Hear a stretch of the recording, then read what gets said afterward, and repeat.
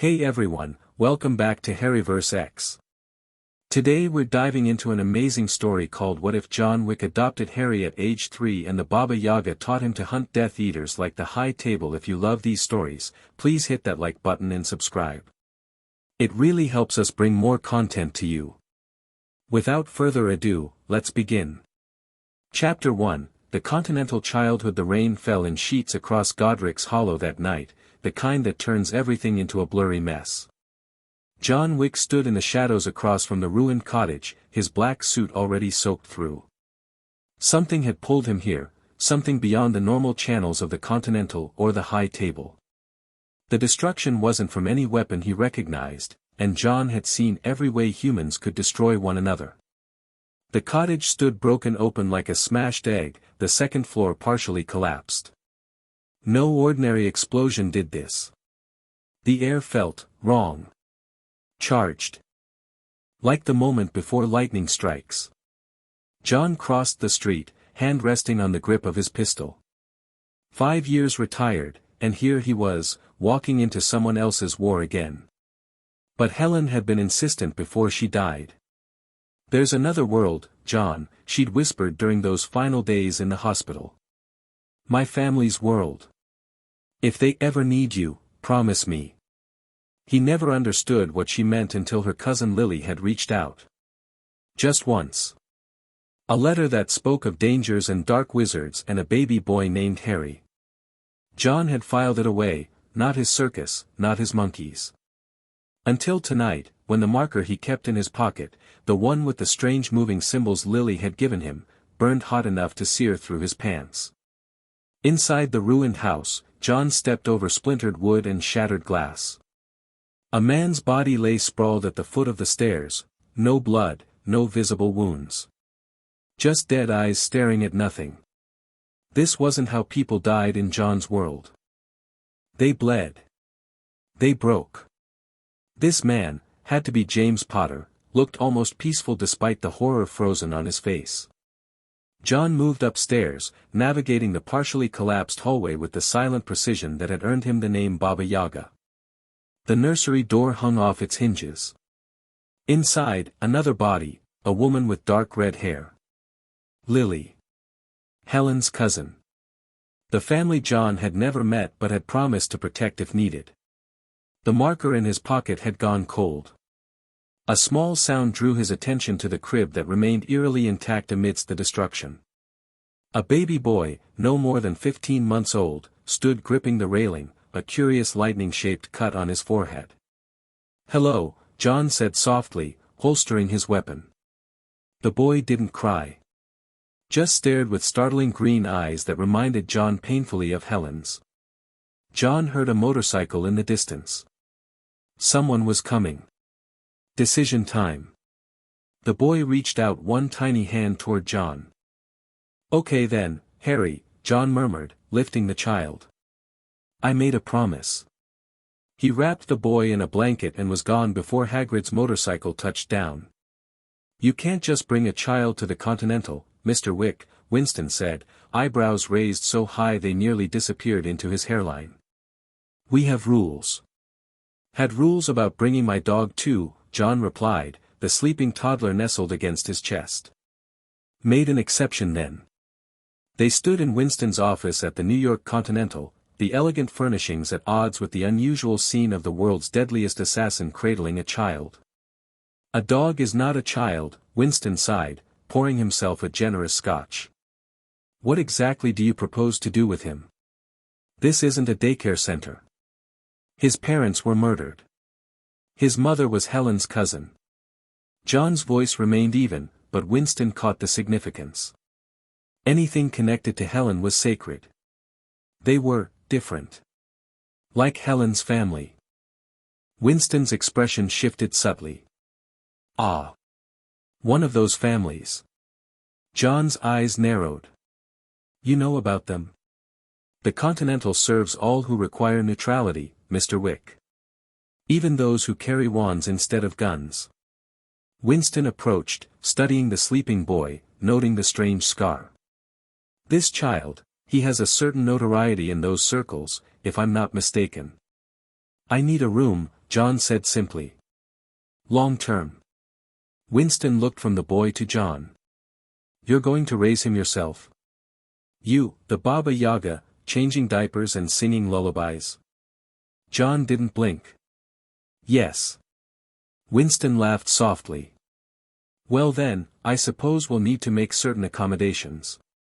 He picked up his phone. Sharon, please prepare the corner suite on the 3rd floor. Mr. Wick will be taking up residence. With a child. 2 years slipped by in the strange bubble that was life at the Continental. Harry thrived under the unconventional arrangement. John had converted their suite into a home, with one room maintained as a training space. The Continental staff had adapted to the presence of a child with professional flexibility, particularly Sharon, who revealed a surprising affinity for childcare. The boy shows remarkable aptitude, Mr. Wick, Sharon noted one afternoon while 5-year-old Harry systematically dismantled and reassembled a clock Sharon had given him. Not a toy, an actual antique clock. John watched from his position at the window, where he'd been cleaning his pistol. He's smart. More than smart, Sharon corrected. The objects around him sometimes respond when he's particularly focused or upset. John had noticed. Toys that moved without being touched. Lights that turned on without switches being flipped. Once, when Harry had a nightmare, John entered the room to find every object hovering 2 feet off the floor. His parents were magic users, John said, the word still feeling strange on his tongue despite Helen's stories. He will be too. Sharon nodded, unsurprised by this confirmation. Then he will need specialized training that the Continental cannot provide. I'm working on it, John replied. That evening, John left Harry with Sharon and visited a nondescript building in Brooklyn. The sign simply read, the Director's School of Arts. Inside, the rhythmic sounds of ballet practice filled the air. The director, a severe woman with steel in her spine and ice in her veins, met John in her office. Jardani Jovanovic, she said, using the name John had abandoned long ago. You have some nerve coming back here. I need help, John said. You always did, she replied coldly. What is it this time? I have a boy. He's special. Like some of the Ruska Roma families. The director's expression hardened. A magical child? And you came to me? You've trained them before. I've seen it. Those were Ruska Roma children. Family. This boy is, my son, John interrupted. By choice if not by blood. The director studied John's face, looking for the lie. Finding none, she sighed. Bring him tomorrow. I will test him. If he has potential, we will discuss terms. By age 7, Harry's days had taken on a strange rhythm that would have horrified conventional parenting experts. Mornings began with physical training. John had adapted his own regimens to build Harry's strength and reflexes gradually. The director had indeed taken Harry into her program, where he learned ballet for discipline and movement, alongside other Ruska Roma children with magical ability. Afternoons were often spent with an old woman who occupied the Continental's 5th floor. Madame Akari was rumored to have been a formidable witch from Kyoto before retiring to the neutral ground of the Continental. She taught Harry to channel his magical outbursts into controlled abilities. Magic responds to will, she explained, watching Harry attempt to levitate a feather. But will without technique is like firing a gun without aiming. Harry, brow furrowed in concentration, managed to make the feather twitch. Again, she instructed. Imagine the path, not just the destination. By evening, Harry often sat with Winston in the Continental's bar, closed to patrons during these lessons. Winston taught him to play chess, to read people, and to understand the complex politics of the world he was growing into. The Continental has rules, Winston explained, moving his knight across the board. 3 primary ones. No blood on Continental grounds. No business conducted on Continental grounds. And membership cannot be revoked except by the High Table. Like the magical world, Harry said, studying the board. They have rules too. Dad told me. Winston's eyebrows raised slightly at Harry's casual reference to John as Dad. It had started happening about a year ago, and John had never corrected him. Indeed, Winston replied. All worlds need boundaries. The difference lies in how they're enforced. He watched Harry make his move. Checkmate in 3 moves, young man. Harry grinned. Only if I play the way you expect. When Harry was 9, everything changed.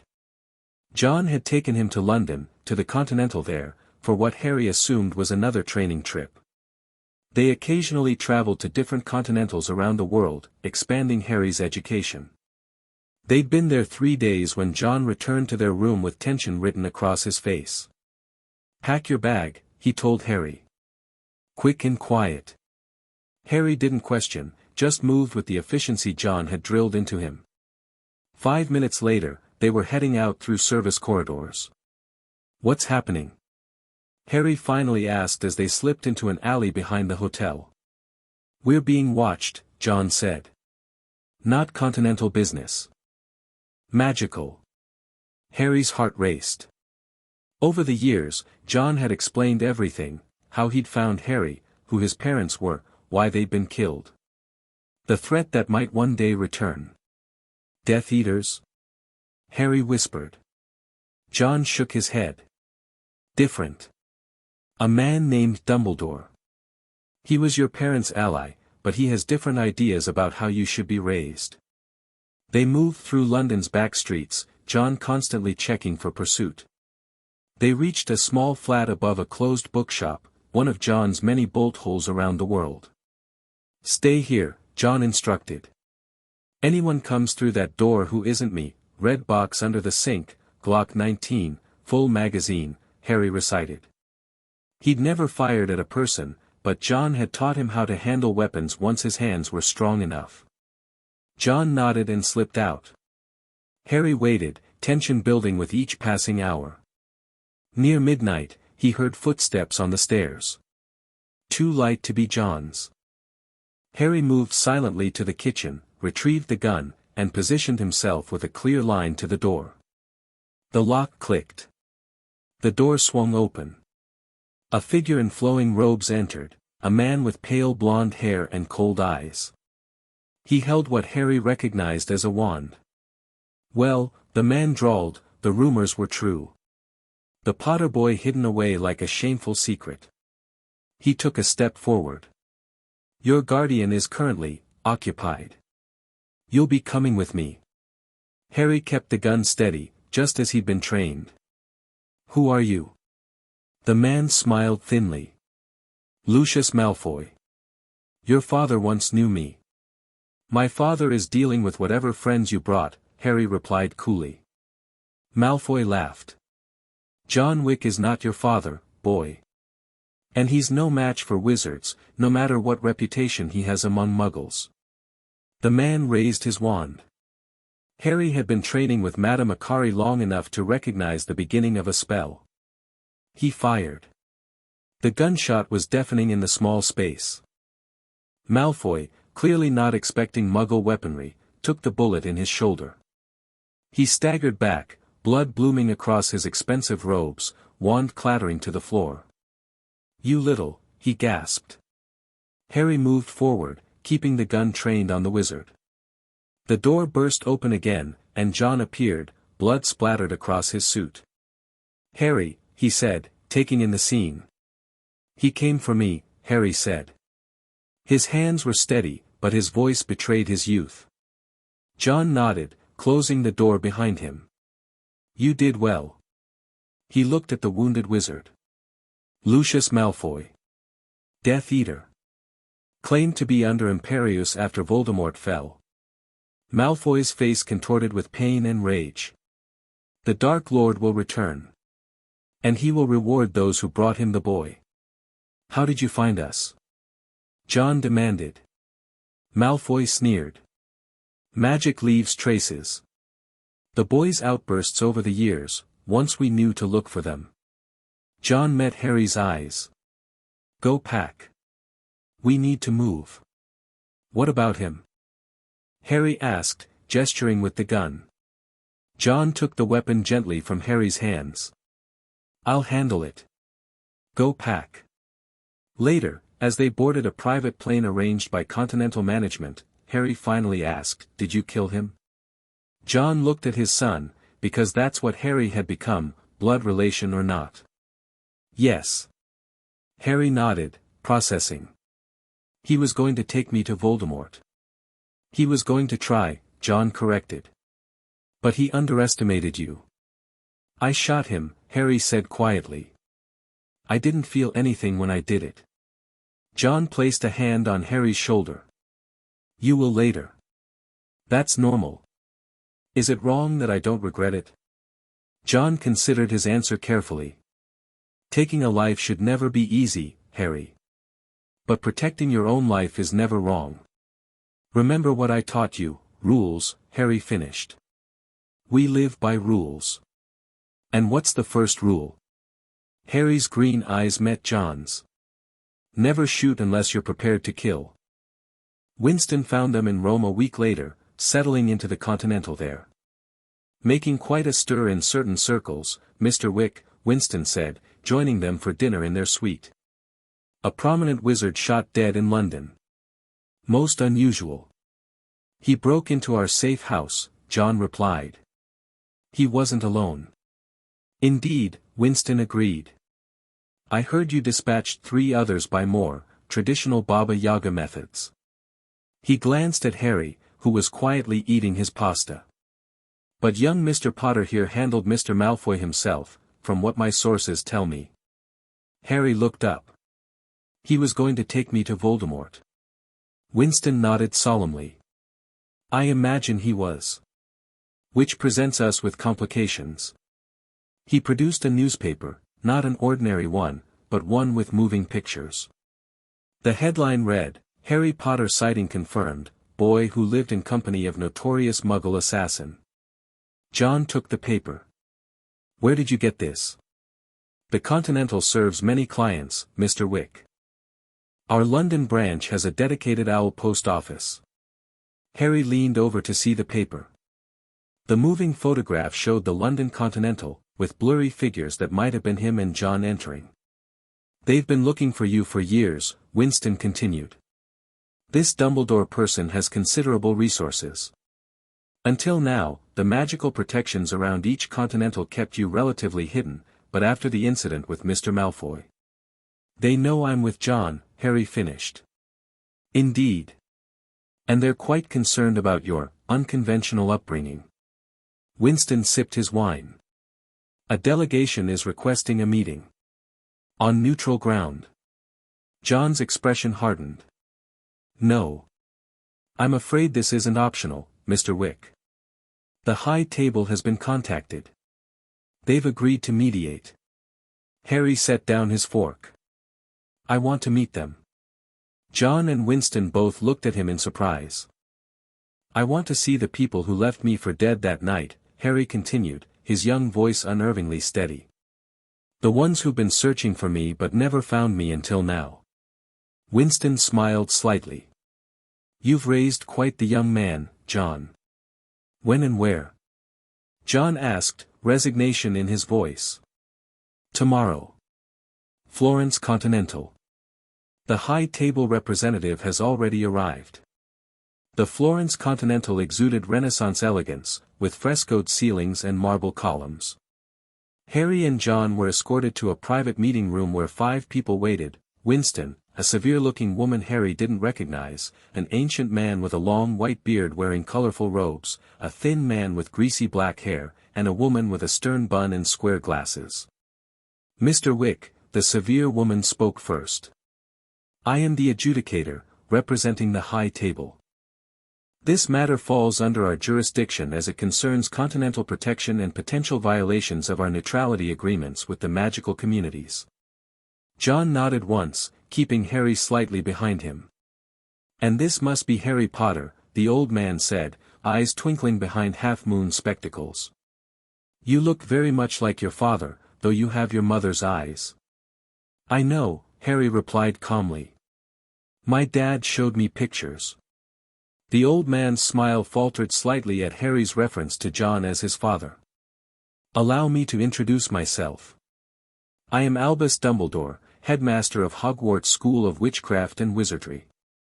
Your parents attended our school, and you have been registered since birth. These are Professors Minerva McGonagall and Severus Snape," he continued, gesturing to his companions. The black-haired man, Snape, was staring at Harry with an unreadable expression. "Why are we here?" John asked bluntly. The adjudicator answered. "Mr. Dumbledore has raised concerns about the welfare of Harry Potter, given the recent violent incident in London. The magical community has treaties with the High Table regarding jurisdiction over magical children." "Harry is my son," John said flatly. "Harry Potter is a wizard," Dumbledore countered gently. "And not just any wizard. He is famous in our world, the boy who lived. The only person ever to survive the killing curse, cast by the darkest wizard of our time." "Voldemort," Harry said. The magical contingent flinched, except for Dumbledore. "I know what happened. I know who I am." "Then you must understand why your education and safety are paramount concerns to us," McGonagall spoke for the first time. "Living with an assassin, no matter how skilled, is hardly appropriate for any child, let alone one with your destiny." "My destiny?" Harry repeated.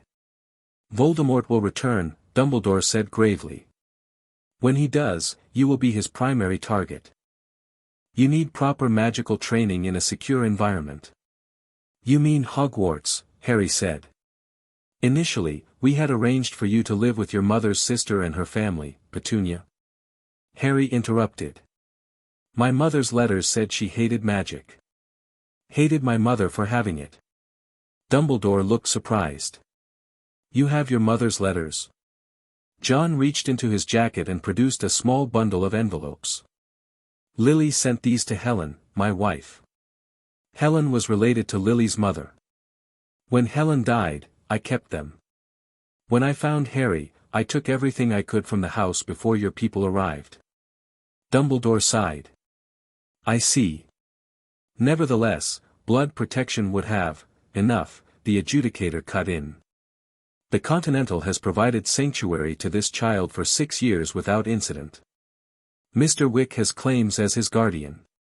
However, magical education cannot be denied." She turned to John. "The High Table proposes a compromise. Harry Potter will attend Hogwarts when he turns 11, as is customary. Until then and during holidays, he remains with you. The Continental's neutrality will extend to him." "And if we refuse?" John asked. "Then we have a problem that will escalate to the High Table directly," she replied coolly. Harry tugged at John's sleeve. "I want to go," he said quietly. "I need to learn more magic. What Madame Akari has taught me isn't enough." John studied Harry's face, then nodded once. "2 conditions," he told the adjudicator. "First, I have access to him at any time. Second, his training with me continues." "Hogwarts doesn't typically allow parents to," McGonagall began. "Agreed," Dumbledore interrupted. "With the stipulation that combat training on school grounds must use only magical means." "Acceptable," the adjudicator declared. "Mr. Dumbledore, are the terms satisfactory?" Dumbledore looked from John to Harry, something sad in his eyes. "Harry should have had a childhood." "Harry has had exactly the childhood he needed to survive," John replied evenly. The tension in the room was palpable until Harry spoke. "Professor Dumbledore, my dad has taught me that there are rules we live by. Rules that keep us alive." Harry's voice was clear and confident beyond his 9 years. "The first rule is to be prepared. I'd rather be prepared than dead." Dumbledore's expression softened. "Very well. We will see you at Hogwarts when you turn 11, Harry. Until then, perhaps we could arrange some preliminary magical instruction." The adjudicator stood. "The Continental will provide approved tutors. This meeting is concluded." As they left, Snape finally spoke, his voice barely above a whisper. He may look like James Potter, but he is nothing like him. Harry glanced back, catching the comment. Is that good or bad, Professor? Snape's black eyes glittered. That remains to be seen. The next year and a half intensified Harry's already rigorous training. Magical tutors approved by both Dumbledore and the Continental arrived regularly. Harry's natural aptitude for magic, honed by Madame Akari's early guidance, impressed them all. John continued Harry's physical training, now incorporating magical elements. They developed a fighting style that blended continental techniques with quick wandless spells, a combination that made Harry unpredictable and dangerous. Magic users rely too heavily on their wands, John observed after a sparring session. Take the wand, you take their power. Not all magic needs wands, Harry countered, demonstrating by levitating a nearby water bottle without one, a skill Madame Akari had insisted he master. Better to have options, John agreed. Never put all your weapons in one pocket. On Harry's 11th birthday, the owl arrived with his Hogwarts letter. Winston hosted a small celebration at the New York Continental, where they'd returned after the Florence meeting. To Harry Potter, Winston toasted, raising a glass of champagne. Around the table sat a peculiar gathering, John, Sharon, the director, Madame Akari, and Harry. To new challenges, Harry responded, raising his own glass of sparkling water. Later that night, after the others had gone, Winston presented Harry with a gift, a custom-made holster that would secure his wand against his forearm, hidden under his sleeve but accessible with a flick of his wrist. Continental craftsmanship, Winston explained. Charmed to be undetectable by magical means. Thank you, Harry said, immediately trying it on. You're going to live in two worlds now, young man, Winston said. Remember that each has its own rules. And its own consequences, Harry added. Winston smiled approvingly. Indeed. That night, as John helped Harry pack for their trip to London the next day, Harry grew unusually quiet. What's wrong? John asked. What if I'm not good enough? Harry asked. What if all this training doesn't matter? John set down the shirt he was folding. Harry, look at me. Green eyes met his. Power isn't about who has the most spells or the biggest gun. It's about who makes the right move at the right time. Like chess with Winston. Exactly. You've been training for this your whole life. Not just the magic, the thinking. The planning. The Continental has taught you to see the board, not just the pieces. Harry nodded, his confidence returning. Malfoy won't be there, will he? His son might be. Probably, John acknowledged. Dumbledore said Lucius Malfoy claimed I used Muggle methods to ambush him. Their ministry believed him because they couldn't accept a child using a gun. Harry's expression darkened. He was going to take me to Voldemort. And you stopped him, John said firmly. Remember what I taught you about people who want to hurt you, make sure they can't try twice, Harry finished. Good. John returned to packing. We'll go to Diagon Alley tomorrow. Get your supplies. Your wand. Can I still bring my knife? John considered. The one with the silver handle. Concealable. Don't let them see it. Harry smiled, the familiar excitement of preparation replacing his doubts. Continental rules. Continental rules, John agreed. Always be prepared. The next day, they'd step into the magical world properly for the first time, Harry Potter, the boy who lived, and John Wick, the Baba Yaga. The wizarding world had no idea what was coming. Chapter 2, Blood Markers and Blood Magic. Platform 9 3/4 buzzed with the chaotic energy of hundreds of magical families saying goodbye to their children. Steam billowed from the scarlet Hogwarts Express as Harry stood beside John, taking it all in with calculating eyes. Remember what we discussed, John said quietly. Watch before acting. Map exits. Identify threats. Harry nodded, unconsciously checking the wand holster at his forearm. His holly and phoenix feather wand had chosen him yesterday at Ollivander's, causing the old wand-maker to mutter something about curious connections. Harry had more important things to focus on. "I'll write using the secure drop," Harry said. "Continental Rome if it's routine, New York if it's urgent." John placed a hand on Harry's shoulder, a rare public display. "Trust no one completely until they earn it." A flash of platinum blonde hair caught Harry's attention. Across the platform, Lucius Malfoy stood with a boy around Harry's age, undoubtedly his son. Malfoy's arm was still held slightly stiffly from the gunshot wound that had mysteriously healed, according to wizarding newspapers. Malfoy locked eyes with John, his face hardening. He whispered something to his son, who turned to stare at Harry with immediate hostility. "Draco Malfoy," Harry noted. "Potential problem." "He's watched his father nursing that shoulder for 2 years, John replied. "He'll either avoid you completely or come at you directly." "I can handle him." "I know you can."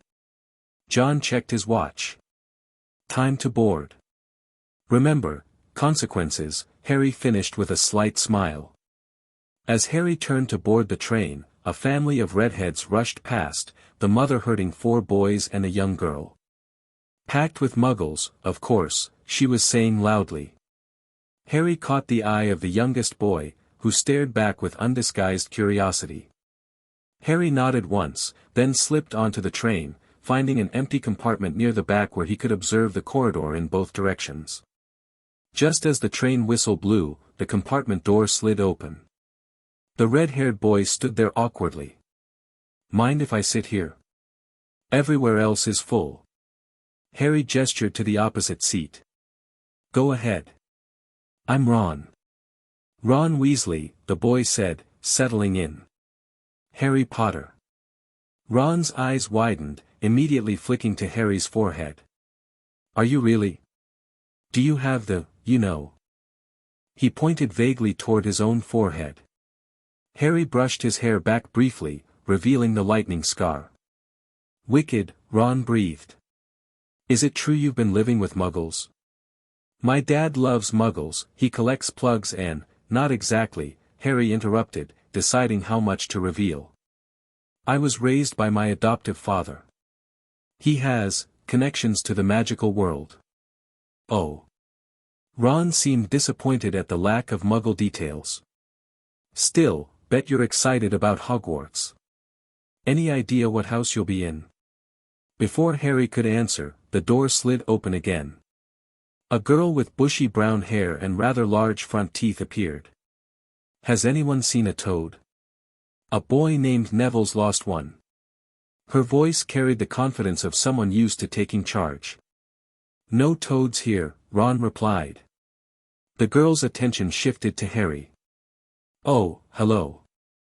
I'm Hermione Granger. And you are?" "Harry Potter." "Are you really?" Her eyes lit up. "I've read all about you, of course. You're in modern magical history and the rise and fall of the dark arts and great wizarding events of the 20th century." "They got most of it wrong," Harry said flatly. Hermione looked taken aback. "What do you mean?" "The books. They're guessing. Nobody knows what really happened that night except me, and I was too young to remember." "Oh." Hermione's certainty faltered. "Well. I suppose that makes sense." She recovered quickly. "You should change into your robes. I expect we'll be arriving soon." After she left, Ron shook his head. "Mental, that one." The rest of the journey passed with Ron chatting about Quidditch and wizarding families while Harry listened, filing away useful information. When Draco Malfoy finally made his appearance, flanked by 2 larger boys, Harry was ready. "They're saying Harry Potter's in this compartment," Malfoy drawled, his gaze fixing on Harry. "So it's you, is it?" "It is." Harry stood slowly, noting the positions of all 3 boys. "This is Crabbe and Goyle," Malfoy said, nodding to his companions. "And I'm Malfoy. Draco Malfoy." Ron snickered. Malfoy's head snapped toward him. Think my name's funny, do you? No need to ask who you are. Red hair, hand-me-down robes, you must be a Weasley. Malfoy turned back to Harry. You'll soon find that some wizarding families are better than others, Potter. You don't want to go making friends with the wrong sort. I can help you there. He extended his hand. Harry looked at it, then up at Malfoy's eyes. Your father sends his regards, Harry said quietly. Malfoy's face contorted with rage. My father told me about you. Living with a filthy muggle killer. Just wait until what? Harry asked, his voice dropping even lower. Until you write home? Until your father comes looking for me again? Harry stepped closer, his stance shifting subtly, weight balanced, ready to move in any direction. How's his shoulder? The color drained from Malfoy's face. You'll pay for that, Potter. Not today I won't, Harry replied, glancing meaningfully at Crabbe and Goyle. 3 against 2 isn't very sporting, is it? This isn't over, Malfoy spat, backing away. Not by a long shot. After they left, Ron stared at Harry in amazement. What was that about his father's shoulder? Harry just shrugged. Old business. The great hall dazzled with floating candles and an enchanted ceiling showing the night sky. Harry stood with the other first years, mentally mapping the room, for long tables, staff table at the front, main doors behind them. 2 viable exits, potentially more behind the staff table. Professor McGonagall placed the sorting hat on a stool. Harry watched as it sorted the students one by one. When Hermione Granger was called, the hat took nearly a minute before shouting, Gryffindor. Malfoy was immediately sorted into Slytherin. Potter, Harry, McGonagall called. The hall fell silent, then erupted in whispers as Harry walked forward. He sat on the stool, and the hat dropped over his eyes. Said a small voice in his ear. Difficult. Very difficult. Plenty of courage, I see. Not a bad mind either. There's talent, oh my goodness, yes, and a thirst to prove yourself, but where to put you? Harry gripped the edges of the stool. You've been trained well, the hat continued. Baba Yaga's pupil, interesting. You do well in Slytherin, you know. They could help you on your way to greatness. I don't need help with greatness, Harry thought. I need skills to survive. Brave words from one so young. Better be Gryffindor. The Gryffindor table exploded with cheers as Harry made his way over. He caught Dumbledore's eye at the staff table. The old wizard raised his goblet slightly, a gesture Harry acknowledged with a nod. Next to Dumbledore sat Professor Snape, watching Harry with that same unreadable expression from Florence. As their eyes met, a sharp pain shot through Harry's scar. Harry didn't flinch, mentally noting the correlation for later analysis. The feast that followed was lavish, but Harry ate moderately, observing his housemates. The Weasley twins, Fred and George, were clearly the pranksters. Percy Weasley, a prefect, represented authority. Hermione Granger absorbed knowledge like a sponge. Neville Longbottom seemed perpetually terrified. Allies, neutrals, and potential problems, all sorted and filed away in Harry's mind just as John had taught him. The first few weeks at Hogwarts established a routine. Classes were interesting but often frustratingly basic. Harry had already practiced many first-year spells with his continental tutors. Only Transfiguration with McGonagall and potions with Snape presented real challenges. Snape, in particular, seemed determined to prove Harry was trading on his fame. Potter. Snape barked during their first lesson. What would I get if I added powdered root of asphodel to an infusion of wormwood? Harry met his gaze steadily. Draught of living death, sir. Snape's eyes narrowed. Where would you look if I told you to find a bezoar? Stomach of a goat. It's an antidote to most poisons. What is the difference between monkshood and wolfsbane? They're the same plant, also called aconite. Snape stared at Harry for a long moment. Apparently fame isn't everything, he said finally. 1 point to Gryffindor for basic preparation. The class stared in shock. Snape never gave Gryffindor points. After class, Hermione cornered Harry in the corridor. How did you know all that? I only knew because I read all the course books before coming. I've had tutors since I was 9, Harry said simply. But you were raised by Muggles, weren't you? No.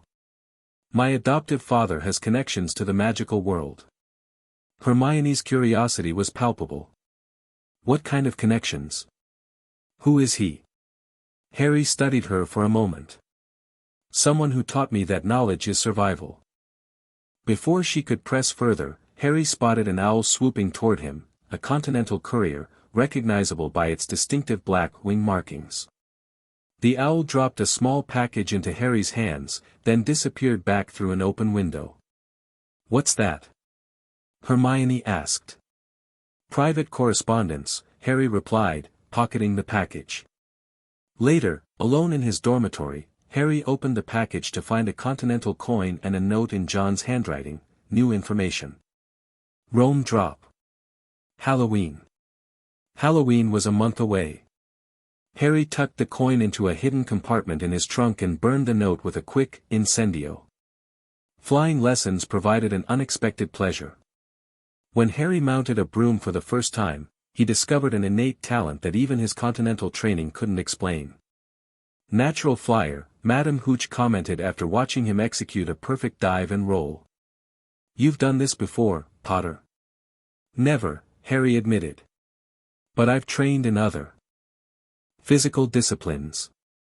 When Neville broke his wrist during their first lesson and Madame Hooch took him to the hospital wing, Malfoy seized the opportunity to cause trouble. He snatched up Neville's forgotten remembrall.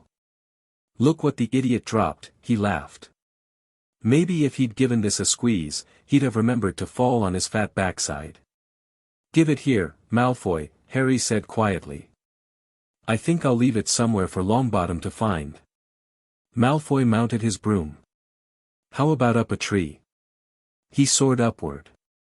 Harry followed instantly, rising to meet him with precision that surprised even himself. Malfoy's sneer faltered as Harry pulled alongside him effortlessly. Catch it if you can, Potter. He threw the remembrall hard toward the castle wall.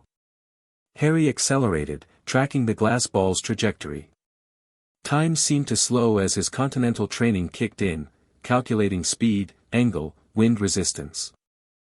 He stretched out his hand and caught the remembrall a foot from the stone wall, pulling up in a tight turn that brought him back to exactly where he'd started. When he landed, Professor McGonagall was waiting. Harry Potter. Harry dismounted calmly, tucking the remembrall into his pocket. Never, in all my time at Hogwarts, McGonagall was almost speechless with shock. How dare you, might have broken your neck, follow me, now. Harry complied without argument, following her through the castle. To his surprise, she led him to a classroom and called out a burly fifth year named Oliver Wood. Wood, I've found you a seeker. Word spread quickly that Harry had become the youngest seeker in a century. The Weasley twins cornered him at dinner. Well done, Harry, said George. Wood told us. We're on the team too, beaters. We're going to win the Quidditch Cup for sure this year, said Fred. You must be good, Harry. Wood was almost skipping when he told us. I've never played Quidditch before, Harry admitted. Don't worry, it's easy enough, said George. Just catch the snitch before anyone kills you. Harry smiled slightly. I'm good at avoiding being killed. The twins exchanged glances. Right. Well, got to go. Lee Jordan thinks he's found a new secret passageway out of the school. After they left, Ron leaned across the table. That was brilliant what you did with Malfoy. The look on his face. It wasn't about Malfoy, Harry replied. It was about Neville. Ron looked confused. What do you mean? Neville's weak, so people target him. If nobody stands up for him, it reinforces the pattern. That's a very calculated way of looking at it, said Hermione, who had been listening. Harry shrugged. People have patterns. Understanding them keeps you alive. Who exactly taught you to think like that? Hermione pressed. Before Harry could answer, Professor Quirrell rushed into the hall, his turban askew. Troll, in the dungeons, thought you ought to know. He collapsed in a dead faint. The hall erupted in chaos until Dumbledore shot purple firecrackers from his wand. Prefects, lead your houses back to the dormitories immediately. As they filed out, Harry noticed Snape slipping away, not toward the dungeons, but up the marble staircase. Filing this observation away, Harry followed Percy with the other Gryffindors. Halfway to the tower, Harry remembered something. Hermione, she doesn't know about the troll. Ron looked confused. What do you mean? She was crying in the bathroom after charms. She's not here. Ron bit his lip. Oh, all right. But Percy'd better not see us. They slipped down a deserted corridor, and immediately smelled the troll, a foul stench of old socks and public toilets. Then they heard it, a low grunting and the shuffling of enormous feet. Harry pulled Ron behind a statue as the troll emerged from a doorway, 12 feet tall with granite-gray skin and a tiny head perched on a boulder-like body. It was dragging a huge wooden club. The bathroom, Harry whispered. It's going into the girls' bathroom. A high-pitched scream confirmed his suspicion. Harry's mind clicked into tactical assessment. Troll, limited intelligence, tough hide resistant to most spells, vulnerable to physical attacks. We need to distract it, get Hermione out, then retreat. Bloody hell, Harry, Ron breathed. You sound like you've fought trolls before. I've studied them, Harry replied, already moving. Come on. They burst into the bathroom to find Hermione shrinking against the wall, the troll advancing on her, knocking sinks off the walls. Confuse it. Harry said, seizing a tap and throwing it against the wall. The troll stopped, blinking stupidly, then turned toward Harry. Hey, pea-brain! Ron shouted from the other side, throwing a metal pipe. The troll didn't seem to notice the pipe, but heard the yell and turned toward Ron instead. Harry used the moment to dart around the troll. Hermione, move. But she couldn't move, pressed flat against the wall in terror. The troll was now advancing on Ron, cutting off his escape. Harry made a split-second decision. He ran and jumped, wrapping his arms around the troll's neck from behind. The troll howled in confusion, twisting and flailing its club. Harry's wand, still in his hand, went straight up the troll's nostril. The troll roared in pain, flailing more violently. Harry held on through sheer determination, using the momentum of the troll's movements to swing around to its front. Ron! Harry shouted. The club! Ron pulled out his wand. Wingardium Leviosa. The club flew out of the troll's hand, rose high into the air, turned slowly over, and dropped, with a sickening crack, onto its owner's head. The troll swayed, then fell flat on its face with a thud that made the room tremble. Harry scrambled to his feet, breathing hard. He retrieved his wand from the troll's nose, wiping the lumpy gray snot off on the troll's trousers. Is it dead? Hermione asked, finally finding her voice. Just knocked out, Harry replied, checking its pulse with practiced efficiency. A sudden slamming of doors and loud footsteps made all three look up. Professors McGonagall, Snape, and Quirrell burst into the room. Quirrell took one look at the troll and let out a faint whimper. Snape bent over the troll, examining it with narrowed eyes. McGonagall was looking at Harry, Ron, and Hermione with cold fury. What on earth were you thinking? She demanded, cold fury in her voice. To everyone's surprise, Hermione spoke first. Please, Professor McGonagall, they were looking for me. I went looking for the troll because I thought I could deal with it on my own, you know, because I've read all about them. Ron dropped his wand in shock. Hermione Granger, telling a downright lie to a teacher.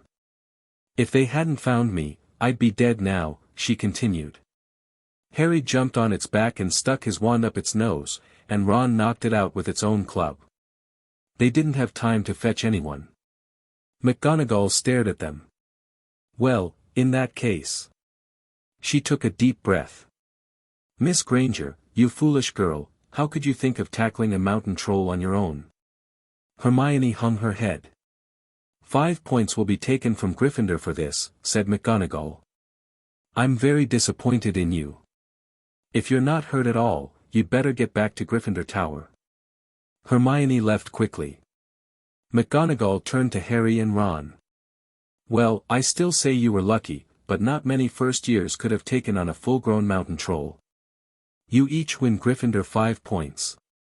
Professor Dumbledore will be informed of this. After they were dismissed, Harry noticed Snape watching him with that same unreadable expression, only now there was a tear in his robes, and blood staining his leg.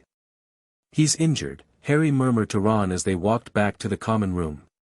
Who cares? Ron replied. I hope it hurts. But Harry filed this information away with Snape's earlier behavior. The pieces weren't fitting together yet, but they would eventually. Halloween came, and with it, Harry's chance to check the continental drop in Rome. The challenge was getting out of the castle undetected. The solution came from an unexpected source. After the troll incident, Hermione had become their friend, forming an odd trio. Her encyclopedic knowledge proved invaluable when Harry casually asked about magical transportation. Well, there's apparition, but you can't do that until you're 17, she explained. Then there's the Floo network, using fireplaces, but Hogwarts is strictly controlled. Portkeys are objects enchanted to transport you at a specific time or when touched, but they need ministry approval. And of course, there's the night bus for stranded witches and wizards. Night bus? Harry asked, feigning ignorance. You just stick out your wand hand, and it appears, Hermione continued. It can take you anywhere in Britain. Not very comfortable, though. That night, after his roommates were asleep, Harry slipped out of the castle using the passage the Weasley twins had mentioned. Once beyond the grounds, he held out his wand. With a deafening bang, a violently purple, triple-decker bus materialized. A pimply young conductor in a purple uniform leapt out. Welcome to the night bus, emergency transport for the stranded witch or wizard. Just stick out your wand hand, step on board, and we can take you anywhere you want to go. My name is Stan Shunpike, and I will be your conductor this, how much to London? Harry interrupted, pulling his hood lower over his face. 11 sickles, said Stan. 13 if you want OT chocolate. Harry paid and climbed aboard. The bus was filled with beds instead of seats. A few other passengers were sleeping despite the bus's violent movements as it jumped from location to location. In London, Harry made his way to the Continental, where the concierge recognized him immediately. Mr. Potter. We weren't expecting you. I need to use the Rome transport. The concierge nodded. Of course. This way, please. He led Harry to a private room containing an elegant fireplace. The Floo powder is on the mantel. Your return window is 3 hours. After that, we cannot guarantee secure passage back to Scotland without attention. Harry thanked him, took a pinch of powder, and threw it into the fire. Continental Hotel, Rome, he said clearly, stepping into the emerald flames. The Rome Continental's lobby was just as Harry remembered it, marble floors, gilded columns, and the ever-present sense of dangerous people conducting dangerous business. The concierge greeted him in fluent English. Mr. Potter. Your package is waiting in the usual suite. Upstairs, Harry found a dossier and a sealed letter from John.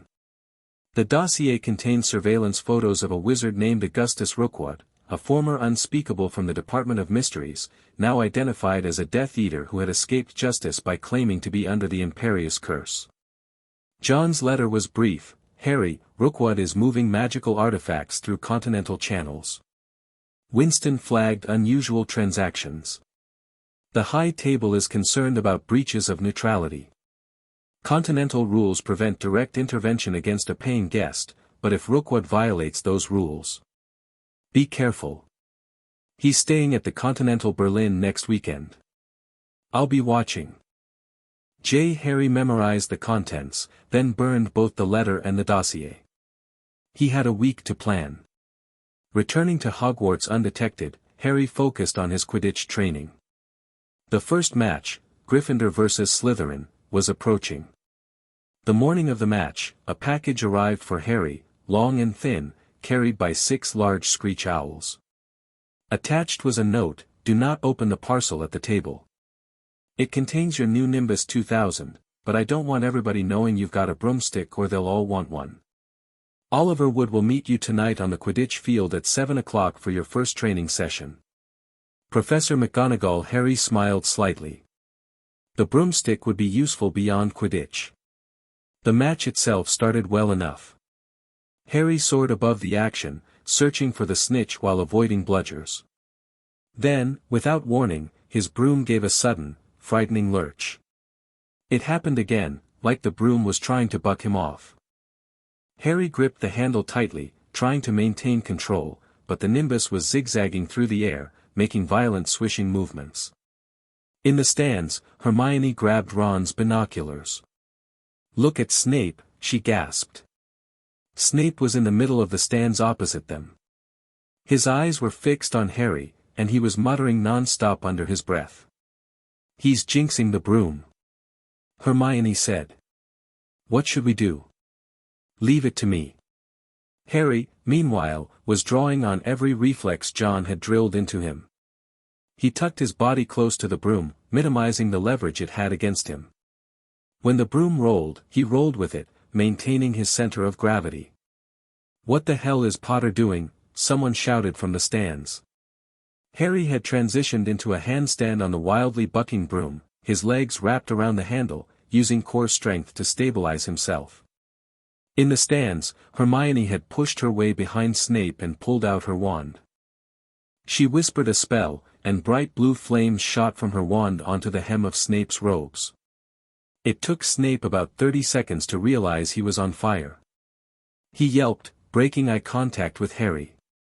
In that moment, Harry swung back upright on his now stable broom, just in time to see the snitch hovering a few feet away. He dove. The Slytherin seeker, Terence Higgs, had seen it too. Neck and neck they hurtled toward the snitch. Harry was faster, his body perfectly balanced, hands reaching out, and then he caught it, in his mouth. The tiny golden ball had flown straight between his lips as he'd reached for it. Harry coughed, and the snitch fell into his hand. "I've got the snitch," he shouted, waving it above his head. The game ended in complete confusion, with Slytherins protesting that Harry hadn't caught the snitch properly. It made no difference, the rules didn't specify how the seeker had to catch it. Later, in Hagrid's hut, Harry, Ron, and Hermione discussed what had happened. "It was Snape," Ron explained. "Hermione and I saw him. He was cursing your broomstick, muttering, not taking his eyes off you." "Rubbish," said Hagrid. "Why would Snape do something like that?" Harry exchanged looks with Ron and Hermione. "I found out something about him," he said carefully. "He tried to get past that 3-headed dog on Halloween. It bit him. I think he was trying to steal whatever it's guarding." Hagrid dropped the teapot. "How do you know about Fluffy?" "Fluffy? Yeah, he's mine. Bought him off a Greek chappie I met in the pub last year. I lent him to Dumbledore to guard the, yes?" Harry asked eagerly. "Now, don't ask me any more," said Hagrid gruffly. "That's top secret, that is. But Snape's trying to steal it." "Rubbish," Hagrid repeated. "Snape's a Hogwarts teacher, he'd do nothing of the sort." "Then why did he just try to kill Harry?" Hermione cried. "I don't know why Harry's broom acted like that, but Snape wouldn't try and kill a student. Now, listen to me, all of you. You're meddling in things that don't concern you. You forget that dog, and you forget what it's garden, that's between Professor Dumbledore and Nicholas Flamel, said Harry. So there's someone called Nicholas Flamel involved, is there? Hagrid looked furious with himself. The next weekend was a Hogsmeade visit for older students, the perfect cover for Harry's Berlin trip. While most of the school was either in Hogsmeade or relaxing in their common rooms, Harry slipped out through his now-established route and summoned the night bus. At the London Continental, the concierge was expecting him. Mr. Wick called ahead, he said, escorting Harry to the floor room. Your window is 24 hours this time. The Berlin Continental was housed in a grand pre-war building near the Tiergarten. Harry entered the lobby dressed in Continental attire, a perfectly tailored black suit that made him look older than his 11 years. The concierge raised an eyebrow but maintained professional composure. Welcome to the Continental Berlin, Mr. Potter. Your father is waiting in the lounge. John sat at a corner table, nursing a drink, his eyes constantly scanning the room. He stood when Harry approached, giving him a brief embrace. You've grown, John noted. 2 inches since September, Harry agreed.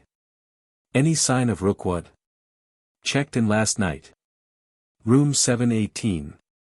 He's been meeting with local collectors. They retreated to John's suite to review the plan. Rookwood is smart, John explained, laying out surveillance photos. He's using the Continental's neutrality to conduct business no reputable wizard would touch. What's he selling? Dark artifacts. Including this. John pointed to a photo of an ornate diary. Winston's sources say it belonged to Voldemort himself. Harry studied the image. And the Continental can't stop him? Not directly. He's paid for membership. But if he violates Continental rules, then his membership can be revoked, Harry finished. So we need to catch him conducting business on Continental grounds. John nodded. I'll follow him if he leaves. You monitor the hotel. He's meeting someone here tonight. Who? We don't know. But they're coming to him. Room service delivered a bottle of Ogden's finest fire whiskey an hour ago. 2 glasses. Harry nodded. I'll find a position with line of sight to his door. As darkness fell, Harry stationed himself in an alcove with a view of the 7th floor corridor, concealed by a disillusionment charm one of his tutors had taught him. Not perfect invisibility, but enough to avoid casual detection. At precisely 9 o'clock, the elevator doors opened, and a hooded figure emerged. Harry tensed, hand moving to his wand holster. The figure moved directly to room 718 and knocked in a distinct pattern. The door opened, revealing Rookwood, a gaunt man with pockmarked skin and greasy hair. You're late, Rookwood hissed. The Ministry is watching international fluke connections, the visitor replied, lowering his hood to reveal the platinum blonde hair of Lucius Malfoy. Harry's pulse quickened. The man he'd shot 2 years ago was mere feet away, completely unaware. Do you have it? Malfoy asked. Of course. Rookwood held up a small package. Payment first. Not here, Malfoy said, glancing around. Continental rules. No one's watching. Harry leaned forward slightly, wand at ready. Just one more slip. Fine, Malfoy snapped. But not in the corridor. They retreated into the room, closing the door. Harry swore under his breath. He needed evidence of the transaction. Then he remembered something from his Continental training, the service passages. Moving quickly but silently, he found the staff entranced to the floor and navigated to the service panel adjoining room 718. Through the panel, he could hear their voices. The diary must be delivered directly to the specified location, Malfoy was saying. The master's instructions were explicit. The master is gone, Rookwood replied. This obsession with his possessions, do not presume to understand his plans. Malfoy's voice turned dangerous. The diary is the key. When the chamber is opened again. Fine, fine. 2,000 galleons, as agreed. The distinctive clink of coins. Harry had his evidence. Continental rules forbade conducting business on the premises. He slipped back to the corridor and found John waiting by the elevator. They made the exchange, Harry whispered. Malfoy is buying a diary that belonged to Voldemort. Something about opening a chamber. John nodded, pulling out a phone. Winston. We have confirmation. Room 718. Minutes later, the adjudicator herself appeared from the elevator, flanked by Continental security. She approached room 718 and knocked sharply. Rookwood opened the door, his expression changing from irritation to fear when he saw the adjudicator. Mr. Rookwood. Mr. Malfoy. You are both accused of conducting unauthorized business on Continental grounds. We were merely having a drink, Malfoy protested. Continental security has evidence to the contrary. She gestured, and one of her assistants produced a device that played back the conversation Harry had overheard. The color drained from both men's faces. The penalty for violation is clear. Your Continental privileges are hereby revoked. You can't do that, Rookwood sputtered. We have an arrangement with. The arrangement does not supersede Continental rules, she interrupted. You have 1 hour to vacate the premises. After that, you lose all protection. She turned and walked away, her assistants following. John placed a hand on Harry's shoulder. 1 hour. Time to prepare. They retreated to John's room, where John opened a case containing various weapons. He handed Harry a slender black wand. Untraceable, John explained. No ministry trace, no priori incantatem record. Harry took it, feeling the unfamiliar wood. Remember, John continued, checking his own weapons, once they leave Continental grounds, they're fair game. But they'll be expecting trouble. Malfoy especially. Because of his shoulder? Harry asked. John nodded. He knows you're my son now. He'll be ready for Muggle methods. Then we'll use magical ones, Harry replied. They positioned themselves in an alley near the Continental's rear exit, the most discreet way out for someone who just lost Continental protection. 60 seconds, John murmured, checking his watch. Right on schedule, Rookwood emerged first, glancing nervously in all directions. Malfoy followed, wand already drawn. We should separate, Malfoy was saying. They'll expect us to, Expelliarmus. Harry called, stepping from the shadows. Malfoy's reflexes were good, he deflected the spell with a shield charm. Potter, he snarled, recognition flashing in his eyes. Rookwood turned to run but found John blocking his path, gun raised. The diary, John said calmly.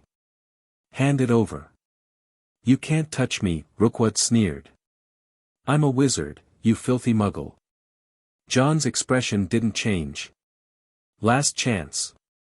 Meanwhile, Harry and Malfoy circled each other, wands raised. Your father isn't here to save you this time, boy, Malfoy spat. I don't need saving, Harry replied. He feinted left, then cast, Incarcerus. Ropes shot from his wand, but Malfoy slashed them apart midair. Crucio, he countered. Harry dove behind a dumpster as the unforgivable curse sailed over his head. Using unforgivables, Mr. Malfoy, came a new voice. How disappointing. Albus Dumbledore stepped into the alley, his wand held casually at his side. All action froze. Even John seemed surprised by the headmaster's appearance. Professor Dumbledore, Malfoy recovered first, lowering his wand. I was merely defending myself from this, delinquent student of yours. Indeed. Dumbledore's eyes twinkled, but there was steel beneath. And the Cruciatus curse was necessary for this defense? You have no proof, on the contrary, Dumbledore interrupted gently.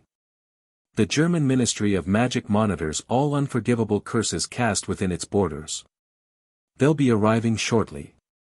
As if on cue, multiple cracks announced the arrival of German Aurors, who quickly surrounded the group. Ich glaub, dies Herren haben etwas zu erklären, Dumbledore told the lead Auror, who nodded grimly.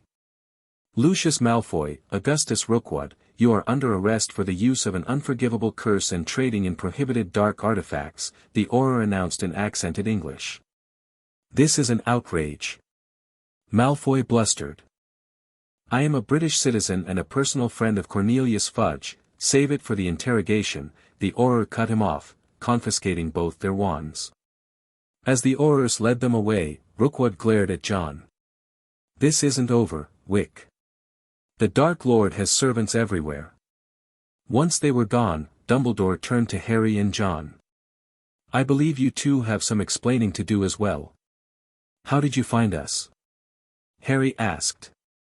The headmaster of Hogwarts has certain methods of knowing when students leave school grounds, Dumbledore replied mildly. Though I must admit, your method of exit was quite ingenious, Harry. The diary, John said, getting straight to business. Rookwood had a diary that belonged to Voldemort. Malfoy mentioned something about opening a chamber. Dumbledore's expression turned grave. Did they still have it? The German Aurors confiscated everything, Harry said. But I heard them talking. Malfoy said it was the key. Troubling, Dumbledore murmured. Most troubling. He fixed Harry with a piercing look. Harry, I understand your desire to fight those who served Voldemort. But you are still a child, despite your unusual upbringing. With respect, Professor, Harry replied, I've been training for this my whole life. That is precisely what concerns me. Dumbledore sighed. Mr. Wick, might I have a word in private? John looked at Harry. Go back to the Continental. I'll meet you there. Harry hesitated, then nodded, retreating toward the hotel. Once he was gone, Dumbledore's demeanor changed subtly. You're turning him into a weapon, John. I'm keeping him alive, John countered. You would have left him with those muggles who hated magic. For his protection. The Blood Wards wouldn't have protected him from himself, John interrupted. A neglected, abused child with that much power. You've created plenty of dark wizards that way before. Dumbledore looked genuinely pained. I had hoped to give him a childhood. He never had that option. Not after what happened to his parents. John holstered his weapon. I'm teaching him to survive in both our worlds. And if he becomes neither wizard nor muggle, but something else entirely? Something harder, colder. Better that than dead, John replied simply. The Continental protects its own. Can your order say the same? Dumbledore had no immediate answer. Harry returned to Hogwarts the next day, his absence apparently unnoticed by anyone except Dumbledore. Ron and Hermione were full of questions about his weekend, which he deflected with vague answers about not feeling well. As Christmas approached, Harry found himself actually looking forward to the break. John had arranged for them to spend it at the New York Continental, a proper reunion with Winston, Sharon, and the others who had helped raise him.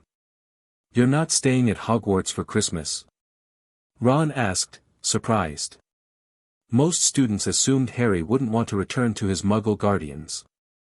I'm going home, Harry replied simply.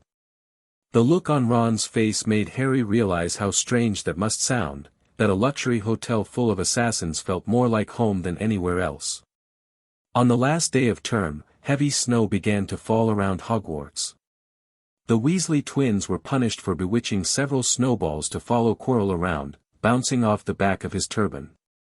The few owls that managed to battle through the stormy sky to deliver mail had to be nursed back to health by Hagrid before they could fly off again. One such owl brought Harry a small package marked with the Continental seal. Inside was a platinum coin, different from the regular gold Continental coins. A note explained, Harry, this is a marker. The wizarding equivalent of our Continental system. Winston found references in old texts. Present it to any magical being who knows the old ways, and they are bound to grant you a favor.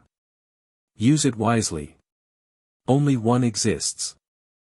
Harry examined the coin, noting the strange runes carved into its surface. He tucked it into a hidden pocket, instinctively understanding its value.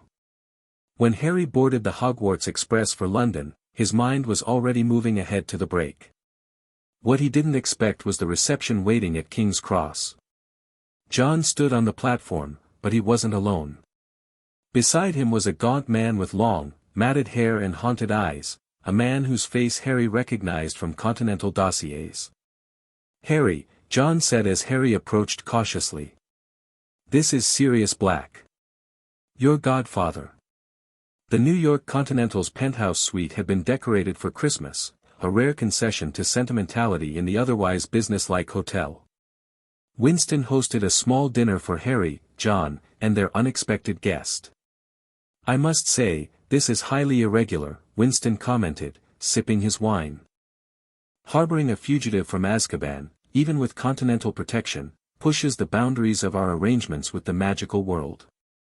Sirius Black, now cleaned up and in fresh clothes, looked much less like the escaped convict from the wanted posters. "I've been pushing boundaries my whole life," he replied with a ghost of his old charm. "But I had to see Harry." Harry studied his godfather across the table. "You were my parents' secret keeper." "No," Sirius said, pain crossing his features. "That was the mistake. I convinced James and Lily to switch to Peter Pettigrew at the last moment. I thought I was being clever, who would suspect weak, talentless Peter?" His hands clenched. "But he was the traitor all along. Working for Voldemort." "And you were sent to Azkaban for killing him," Harry said. "Except you didn't." "No. The little rat faked his own death, killed 12 muggles with a single curse, and disappeared." Sirius looked at John. "If your father hadn't found me." John set down his fork. "Continental intelligence flagged unusual activity around Azkaban. The High Table has been monitoring the prison since they learned of your connection to Harry." "How did you get him out?" Harry asked. "Continental resources," John replied simply. Winston chuckled. "What Mr. Wick means is that we employed certain specialists who understand how to navigate magical barriers. Azkaban is formidable, but not impenetrable. The Dementors barely noticed," Sirius added with a shudder. "Too busy feeding on the other prisoners." "And now?" Harry asked. "Now we hunt Peter Pettigrew," Sirius said, a dangerous light entering his eyes. "And any other Death Eaters still loyal to Voldemort. The Continental Network will help," John said. "But we need to be careful. Sirius is still wanted by both magical and Muggle authorities." Harry nodded slowly, pieces falling into place. "A three-way operation. Continental intelligence, Sirius's knowledge of the Death Eaters, and my position at Hogwarts." "You're still a student, Harry," Sirius pointed out. "James and Lily wouldn't want you involved in." "I've been involved since I was 3, Harry interrupted. "Since Dad found me at Godric's Hollow." Sirius glanced at John, something unspoken passing between them. "We start with what we know," John said, bringing the conversation back to practicalities. "The diary that Rookwood was selling to Malfoy. The German ministry confiscated it, but our sources say it's gone missing from their evidence vault." "Someone on the inside," Winston suggested. "Most likely," John agreed. "The Continental in Berlin is looking into it." "What's so important about this diary?" Sirius asked. "Malfoy said it was the key to opening something called the Chamber," Harry explained. "And that it belonged to Voldemort himself." Sirius frowned. "The Chamber could be the Chamber of Secrets. It's a Hogwarts legend. Supposedly created by Salazar Slytherin himself, housing some kind of monster." "Just a legend?" John asked. "That's what everyone thought," Sirius replied. "But if Voldemort found it, then the diary somehow connects to it," Harry finished. "And Malfoy wants to use it, even with Voldemort gone." "Not just Malfoy," Winston interjected. "Our sources indicate a pattern of dark artifacts changing hands through Continental channels. Someone is collecting items connected to Voldemort. For what purpose? Sirius wondered. To bring him back, Harry said quietly. They still believe in him. The room fell silent as the implications sank in. Tomorrow, John said finally, we start building our network. Continental contacts, Sirius's old order connections, anyone we can trust. The Baba Yaga comes out of retirement? Winston asked, a slight smile on his face. The Baba Yaga never retired, John replied. He just found a different purpose. The Christmas break passed quickly, filled with intensive training sessions with both John and Sirius. Harry's godfather taught him spells no first year should know, while John continued refining his physical combat techniques. Your father, James, was brilliant at transfiguration, Sirius told Harry during one session. And your mother was a genius with charms and potions. You've inherited both their talents. Dad says talents are just starting points, Harry replied, practicing the shield charm Sirius had just demonstrated. It's the work that matters. Sirius glanced toward where John was methodically disassembling and cleaning a pistol. He's not what I expected, you know. When Dumbledore told the Order who had taken you. What did you expect? A cold-blooded killer. Sirius shrugged. The stories about the Baba Yaga. But he's different with you. Harry smiled slightly. He's still the Baba Yaga. He just channels it differently now. On their last night before Harry's return to Hogwarts, John presented him with two gifts. First, this. He handed Harry a folded piece of parchment. Sirius helped locate it. It belonged to your father and his friends. Harry unfolded the blank parchment, looking confused. Sirius grinned. Tap it with your wand and say, I solemnly swear that I am up to no good. Harry did so, and ink lines spread across the parchment, forming a map of Hogwarts, with tiny labeled dots showing every person in the castle. The Marauder's map, Sirius explained proudly. Created by Moony, Wormtail, Padfoot, and Prongs, Remus Lupin, Peter Pettigrew, myself, and your father. This is. Harry studied the map in amazement. This changes everything. When you're finished, tap it again and say, mischief managed, or anyone can read it, Sirius added. John's second gift was smaller, a silver ring with the continental emblem subtly worked into the design. Emergency port key, John explained. Touch it with your wand, say, Continental, and it will take you to whichever Continental hotel is closest. One-time use only. Harry slipped it onto his finger, understanding the significance. Thank you. One more thing, John said. Sirius will be nearby while you're at school. Transformed most of the time. Transformed? Harry asked. Sirius grinned and suddenly changed, where the man had stood was now a large, shaggy black dog. He's an animagus, John explained as Sirius changed back. Unregistered, which means the Ministry doesn't know. I can keep watch without being recognized, Sirius added. And we've established a secure communication channel through the Continental network. Harry nodded, feeling a strange emotion he couldn't quite identify. For the first time in his life, he had something resembling a family, unconventional as it was. Returning to Hogwarts, Harry found the castle strangely quiet with most students still away on break.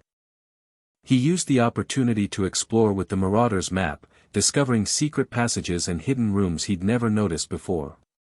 One evening, avoiding Filch, Harry ducked into an unused classroom. It appeared empty except for a magnificent mirror, as high as the ceiling, with an ornate gold frame, standing on two clawed feet. An inscription carved around the top read, Erist stra eru oit uber kafru oit anwosi. Curious, Harry stepped in front of it, and had to clap his hand to his mouth to prevent himself from screaming. He wasn't alone in the mirror. Behind his reflection stood a crowd of people. Looking over his shoulders, Harry saw only empty classroom. He looked back at the mirror.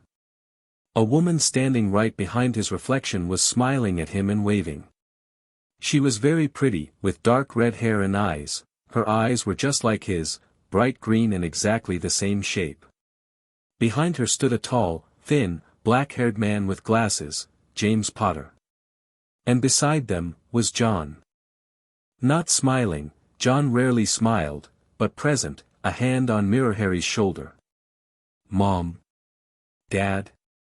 Harry whispered. They just smiled at him, the woman's eyes filling with tears. John's reflection remained stoic but watchful, just as he was in life. The door creaked behind him. Harry spun, instantly alert, hand moving to his wand. "Back again, Harry." Albus Dumbledore sat on one of the desks by the wall. Harry relaxed slightly, moving away from the mirror. "I didn't see you, sir." "Strange how nearsighted being invisible can make you," Dumbledore said with a small smile. "So you, like hundreds before you, have discovered the delights of the Mirror of Erist. Is that what it's called?" "Yes. Can you think what it shows us all?" Harry looked back at the mirror. "It showed me my family. My parents, and John. And what does it show your friend Ron?" "How did you know?" "I don't need a cloak to become invisible," Dumbledore said gently. "Now, can you think what the Mirror of Erist shows us all?" Harry thought carefully. "It shows us what we want, whatever we want." "Yes and no," Dumbledore said quietly. "It shows us nothing more or less than the deepest, most desperate desire of our hearts. You, who have never known your birth parents, see them standing around you. But remember, Harry, this mirror will give us neither knowledge nor truth. Men have wasted away before it, entranced by what they have seen, or been driven mad, not knowing if what it shows is real or even possible." "What do you see when you look at it?" Harry asked boldly. I see myself holding a pair of thick, woolen socks." Dumbledore smiled. "One can never have enough socks. Another Christmas has come and gone and I didn't get a single pair. People will insist on giving me books." Harry knew it was a lie but didn't press the point. "The mirror will be moved to a new home tomorrow, Harry, and I ask you not to go looking for it again. If you ever do run across it, you will now be prepared." Dumbledore stood. "It does not do to dwell on dreams and forget to live, remember that." As Dumbledore turned to leave, Harry called after him. "Professor, the diary that Malfoy was trying to buy." "What was it?" Dumbledore paused. "A dangerous artifact, Harry. One better left in the hands of the authorities." "But it's missing from the German ministry, isn't it?" Dumbledore's eyes sharpened. "Your sources are well informed." "Yes, it has disappeared, which is concerning." "It's coming to Hogwarts, isn't it?" "That's why you're worried." "What makes you say that?" "Malfoy mentioned opening the chamber. Sirius thinks it might be the Chamber of Secrets. That's at Hogwarts." Dumbledore studied Harry for a long moment. "You are not a typical first year, are you, Harry?" "No, sir." "No, indeed." Dumbledore sighed. "I had hoped to protect you from these concerns, but perhaps that was naive of me. Yes, I believe the diary may be destined for Hogwarts, though I don't yet know how or when." "I can help watch for it," Harry offered. "With your father's network?" A hint of disapproval colored Dumbledore's voice. "Harry, I understand your unique upbringing has given you certain skills and perspectives. But I would prefer you focus on being a student. With respect, Professor, I haven't been just a student since I was 3 years old." Dumbledore's expression softened. "No, I suppose you haven't. Very well. If you notice anything unusual, please come to me directly. Do not attempt to handle it yourself." Harry nodded, though both of them knew it was a promise he might not keep. The rest of the school year passed in a blur of classes, Quidditch matches, and covert communication with the Continental network. Harry maintained his cover as a normal student, though his friendship with Ron and Hermione sometimes complicated matters. They had become fixated on discovering the identity of Nicholas Flamel, convinced it was connected to whatever the three-headed dog was guarding. Harry, with access to continental resources, could have easily provided the answer but chose to let them research it themselves. Eventually, Hermione found the reference they needed. Nicholas Flamel was the creator of the Philosopher's Stone, which produced the elixir of life, making the drinker immortal. "That's what Fluffy's guarding," she exclaimed. "The Philosopher's Stone." Harry immediately recognized the significance. "Someone wants to steal it," he said. "Someone who needs the elixir of life." "But who?" Ron began. "Voldemort," Harry interrupted. "He's not dead. Not completely. And he's trying to come back." Ron flinched at the name. "You know who is gone, Harry. Everyone knows that." "No," Harry insisted. "The Death Eaters are still active. They're collecting things that belong to him. And now the stone." Hermione looked troubled. "Harry, how do you know about Death Eater activities? That's not in the Daily Prophet." Harry hesitated, then decided on a partial truth. "My guardian has connections. He hears things." "Your Muggle guardian has magical connections?" Ron asked skeptically. "He's not exactly a typical Muggle," Harry admitted. Before they could press further, the conversation was interrupted by the arrival of Hagrid, who inadvertently revealed that the stone was protected by enchantments from several professors, not just Fluffy. Later, when they visited Hagrid's hut, they discovered another problem. He had won a dragon egg in a card game and was attempting to raise it in his wooden house. "A Norwegian ridgeback," Ron said, recognizing the hatching dragon. "My brother Charlie works with these in Romania." That gave Harry an idea. Using continental channels, he arranged for Charlie Weasley and several colleagues to secretly collect the dragon, which Hagrid tearfully named Norbert. The night of the handoff, Harry, Ron, and Hermione used the invisibility cloak, another gift from Dumbledore at Christmas, to transport the dragon to the tallest tower. The plan went smoothly until their return trip, when they encountered Professor McGonagall apprehending Draco Malfoy, who had learned about the dragon somehow. "Detention," she shouted. "And 20 points from Slytherin. Wandering around in the middle of the night, how dare you don't understand, Professor. Harry Potter's coming, he's got a dragon. What utter rubbish. How dare you tell such lies?" McGonagall was furious. "I shall see Professor Snape about you, Malfoy." Unfortunately, in their haste, the trio had left the invisibility cloak at the top of the tower. McGonagall caught them on their way back to Gryffindor Tower. "All 3 of you will receive detentions, yes, you too, Mr. Weasley. Nothing gives you the right to walk around school at night, especially these days. It's very dangerous, and 50 points will be taken from Gryffindor." 50. Harry gasped. That would put them in last place for the House Cup. 50 points each, McGonagall clarified, breathing heavily through her long, pointed nose. The next day, Gryffindors were stunned to discover they'd lost 150 points overnight. Harry, Ron, and Hermione became pariahs among their own house. Only the Quidditch team still spoke to Harry, and even they weren't happy. Their detention was scheduled for the following week. They would be helping Hagrid with a task in the Forbidden Forest. "The forest?" Malfoy repeated, stopping dead in his tracks when Filch delivered them to Hagrid that evening. "We can't go in there at night, there's all sorts of things in there, werewolves, I heard." "That's your problem, isn't it?" said Filch, his voice cracking with glee. "Should have thought of them werewolves before you got in trouble, shouldn't you?" Hagrid explained their task. Something had been killing unicorns in the forest, and they needed to find the wounded one and either help it or put it out of its misery. They split into groups, Harry and Malfoy with Hagrid's dog, Fong, while Hermione and Ron went with Hagrid. "Wait till my father hears about this," Malfoy complained as they ventured deeper into the forest. "This is servant stuff, not for students to do." "If I didn't know better, Malfoy, I'd say you were scared," Harry replied calmly, eyes scanning the darkness. He'd trained for night operations with John. The forest held no particular terror for him. "I'm not scared, Potter," Malfoy sneered, though his voice wavered slightly. They walked in silence for nearly half an hour, deeper and deeper into the forest, until the path became almost impossible to follow.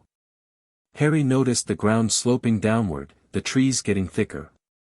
Then he saw it, silvery blue splashes on the roots of a tree. Unicorn blood. "Look," he murmured to Malfoy, pointing. The trail of silver blood led them into a clearing. In the center lay the unicorn, dead, its legs stuck out at odd angles. It was a beautiful creature, its long, slender legs splayed where it had fallen, its mane spread pearly white on the dark leaves. Harry stepped toward it cautiously. Something was wrong.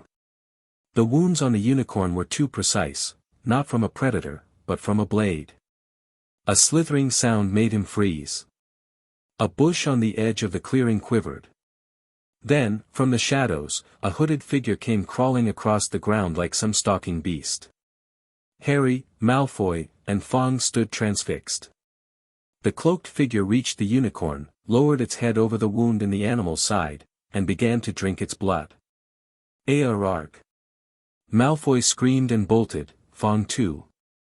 The hooded figure raised its head and looked right at Harry, unicorn blood dribbling down its front. It got to its feet and came swiftly toward Harry. Harry didn't run. His training took over.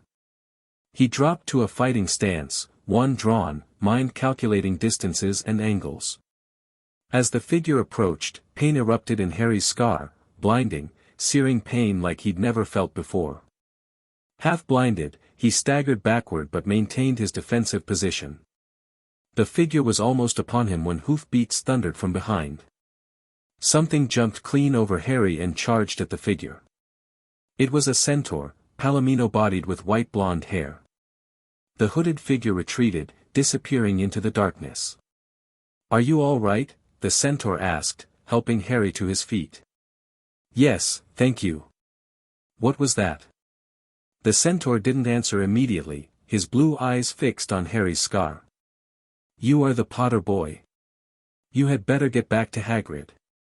The forest is not safe at this time, especially for you." He looked up at the stars. "Mars is bright tonight. Unusually bright." "You mean that was Voldemort?" Harry asked directly. The centaur's eyes widened slightly. "You speak the name freely. Brave, but perhaps unwise." He sighed. "Do you know what unicorn blood is used for?" "No," Harry admitted. "It is a monstrous thing, to slay a unicorn," the centaur said. "Only one who has nothing to lose, and everything to gain, would commit such a crime. The blood of a unicorn will keep you alive, even if you are an inch from death, but at a terrible price. You have slain something pure and defenseless to save yourself, and you will have but a half-life, a cursed life, from the moment the blood touches your lips. But who would be that desperate? If you're going to be cursed forever, death's better, isn't it?" "It is," the centaur agreed, "unless all you need is to stay alive long enough to drink something else, something that will bring you back to full strength and power, something that will mean you can never die." "The philosopher's stone," Harry whispered. "He's trying to steal it to restore himself." "Harry! Harry, are you all right?" Hermione was running toward them down the path, Hagrid puffing along behind her. "I'm fine," Harry called back. "The unicorn's dead, Hagrid, it's in that clearing back there." "This is where I leave you," the centaur murmured. "You are safe now. Good luck, Harry Potter. The planets have been read wrongly before now, even by centaurs. I hope this is one of those times." Back in the common room, Harry explained what had happened to Ron and Hermione. "Snape wants the stone for Voldemort," Hermione concluded. "With the elixir of life, Voldemort will be strong again." "But why Snape?" Harry wondered. "Something doesn't fit." "What do you mean?" Ron asked. "He tried to kill you during the Quidditch match." "Maybe," Harry said, unconvinced. "Or maybe he was trying to protect me. Remember, Quirrell was there too." "Quirrell?" Hermione scoffed. He's terrified of his own shadow. Harry shook his head. Continental rule number 1, never trust appearances. There you go again with your continental rules, Hermione said, frustrated. Harry, who exactly is your guardian? What does he do that gives him all this information about Death Eaters and secret rules? Harry hesitated. He works in security. International security. Like an Auror? Ron asked. Not exactly. Harry stood up. Look, I need to send a message. I'll be back. He slipped out of the common room, using the Marauder's map to avoid patrols, and made his way to the Ollery. There he wrote a coded message to John, explaining what he'd discovered about Voldemort and the stone. The reply came the next morning, a nondescript owl delivering a small note, protection in place. Don't move unless necessary. S is watching. Harry understood immediately. Sirius was nearby in his animagus form, keeping watch. Final exams arrived, providing a distraction from the stone situation. Harry aced his practical exams but found the written portions tedious. During his History of Magic exam, his scar began throbbing painfully again. When it was over, Harry had a sudden realization. I've been so stupid, he told Ron and Hermione as they walked across the grounds. Hagrid told us that a stranger gave him the dragon egg in a pub. Who carries dragon eggs around in their pocket? That was no coincidence. They rushed to Hagrid's hut, where Harry's suspicions were confirmed. The stranger who'd given Hagrid the egg had been very interested in Fluffy and had extracted the information that music put the three-headed dog to sleep. I shouldn't have told him that. Hagrid cried, horrified. Forget I said it. But Harry, Ron, and Hermione were already racing back to the castle to find Dumbledore. Professor McGonagall informed them that the headmaster had been called away to London urgently. A letter from the Ministry of Magic had arrived just minutes ago. It's a trap, Harry said immediately. Whoever's after the stone arranged it. They decided to go through the trapdoor that night, to try to reach the stone before the thief did. Under the invisibility cloak, the trio made their way to the third-floor corridor. They were surprised to find the door already ajar. Someone had beaten them to it. Inside, Fluffy was already asleep, a harp playing beside him. They quickly moved to the trapdoor and dropped through, landing on a soft plant that immediately began wrapping tendrils around them. Devil's Snare. Hermione identified it. It likes the dark and the damp, so light a fire. Harry suggested. Yes, of course, but there's no wood. Hermione cried, wringing her hands. Have you gone mad? Ron bellowed. Are you a witch or not? Oh, right. Hermione pulled out her wand, waved it, and sent a jet of bluebell flames at the plant. It loosened its grip, allowing them to pull free. The next chamber contained flying keys. Harry, using his seeker skills and the broomsticks provided, caught the right key and unlocked the door. Beyond that was a giant chess set, which Ron navigated brilliantly, sacrificing himself to allow Harry and Hermione to continue. Then came a room with a troll, already knocked out, and a logic puzzle involving potions. Hermione solved it, but there was only enough potion for one person to go forward. You go back, Harry told her. Get Ron, Owl John and Dumbledore, then get out using the continental ring I gave you. Hermione looked startled. The what? The silver ring. Touch it with your wand and say, Continental. It will take you to safety. Harry, what aren't you telling us? Harry sighed. Too much to explain now. Just trust me. And be ready. Hermione hugged him tightly, then drank her portion of potion and went back through the purple flames. Harry drank the other portion and stepped through the black flames. What he saw on the other side wasn't Snape, as Ron and Hermione had suspected. It wasn't even Voldemort. It was Professor Quirrell, standing calmly in front of the mirror of Eriste. You! Harry exclaimed. Quirrell smiled, his face suddenly free from its usual twitching. Me, he said calmly. I wondered whether I'd be meeting you here, Potter. I knew it wasn't Snape, Harry said, positioning himself carefully. Though he wasn't exactly friendly either. Severus? Quirrell laughed coldly. Yes, he does seem the type, doesn't he? So useful to have him swooping around like an overgrown bat. Next to him, who would suspect P.P. Poor, St. stuttering P. Professor Quirrell. But he tried to kill me during the Quidditch match. No, dear boy. I tried to kill you. Your friend Miss Granger accidentally knocked me over as she rushed to set fire to Snape at that Quidditch match. She broke my eye contact with you. Another few seconds and I'd have got you off that broom. I'd have managed it before then if Snape hadn't been muttering a counter-curse, trying to save you. Harry nodded, pieces falling into place. And the troll at Halloween, you let it in. Certainly. I have a special gift with trolls. You must have seen what I did to the one in the chamber back there. Unfortunately, while everyone else was running around looking for it, Snape, who already suspected me, went straight to the third floor to head me off, and not only did my troll fail to beat you to death, that three-headed dog didn't even manage to bite Snape's leg off properly. Quirrell snapped his fingers, and ropes sprang out of thin air, wrapping themselves tightly around Harry. Now, wait quietly, Potter. I need to examine this interesting mirror. Harry didn't struggle against the ropes. Instead, he focused on his continental training, controlling his breathing, keeping his mind clear, waiting for an opportunity. I see the stone, Quirrell murmured, tapping the mirror. I'm presenting it to my master. But how do I get it? Use the boy, came a high, cold voice from somewhere. Quirrell rounded on Harry. Yes, Potter, come here.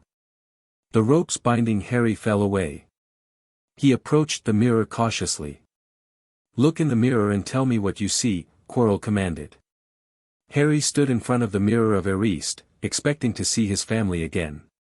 Instead, he saw his reflection smile at him, put its hand into its pocket, and pull out a blood-red stone. It winked and put the stone back in its pocket, and as it did so, Harry felt something heavy drop into his real pocket. Somehow, incredibly, he'd gotten the stone. Well? Quirrell demanded impatiently. What do you see? Harry thought fast. I see myself shaking hands with Dumbledore, he lied smoothly. I've won the House Cup for Gryffindor. Quirrell cursed. He lies, came the cold voice again. Let me speak to him, face to face. Master, you are not strong enough. I have strength enough, for this. Quirrell reached up and began unwrapping his turban. As the fabric fell away, Quirrell turned slowly on the spot. Where there should have been a back to Quirrell's head, there was a face, the most terrible face Harry had ever seen. Chalk white with glaring red eyes and slits for nostrils, like a snake. Harry Potter. It whispered. Harry didn't flinch. He'd been prepared for this moment his whole life. See what I have become, the face said. Mere shadow and vapor. I have form only when I can share another's body, but there have always been those willing to let me into their hearts and minds. Unicorn blood has strengthened me, these past weeks. And once I have the elixir of life, I will be able to create a body of my own. Now, why don't you give me that stone in your pocket? Harry stepped back, dropping into a defensive stance. Don't be a fool, snarled Voldemort. Better save your own life and join me, or you'll meet the same end as your parents. They died begging me for mercy. You're lying, Harry said coldly. My father died protecting my mother and me. My mother died refusing to step aside. You offered her a choice, why? Voldemort's red eyes widened slightly. Impressive, how did you know that? Continental intelligence, Harry replied. We know more than you think. Ah yes, your adoptive father. The Muggle assassin. Voldemort's lipless mouth twisted into a smile. The Baba Yaga. Even I have heard of him. But he is not here to save you now.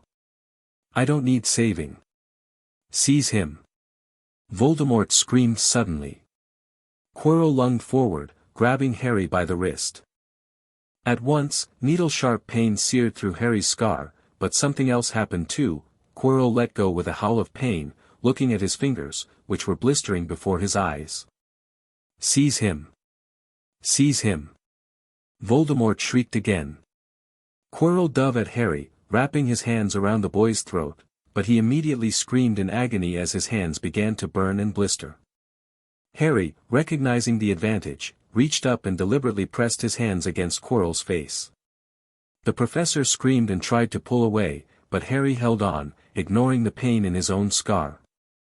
Quirrell rolled off him, his face blistering too. Harry realized then, Quirrell couldn't touch his bare skin without suffering terrible pain. He pressed his advantage, tackling Quirrell and placing both hands on the professor's face.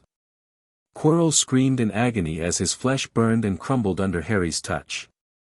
Kill him! Kill him! Voldemort was screeching. Harry held on, even as darkness began to close around his vision from the pain in his scar. The last thing he saw was a wisp of something dark rising from Quirrell's dissolving body, and then everything went black. He awoke in the hospital wing, Dumbledore sitting beside his bed. "Good afternoon, Harry," the headmaster said, smiling. Harry tried to sit up, automatically assessing his surroundings. "The stone, calm yourself, dear boy, you are a little behind the times," said Dumbledore. "Quirrell does not have the stone." "Then who does?" "Sir, Harry, please relax, or Madame Pomfrey will have me thrown out."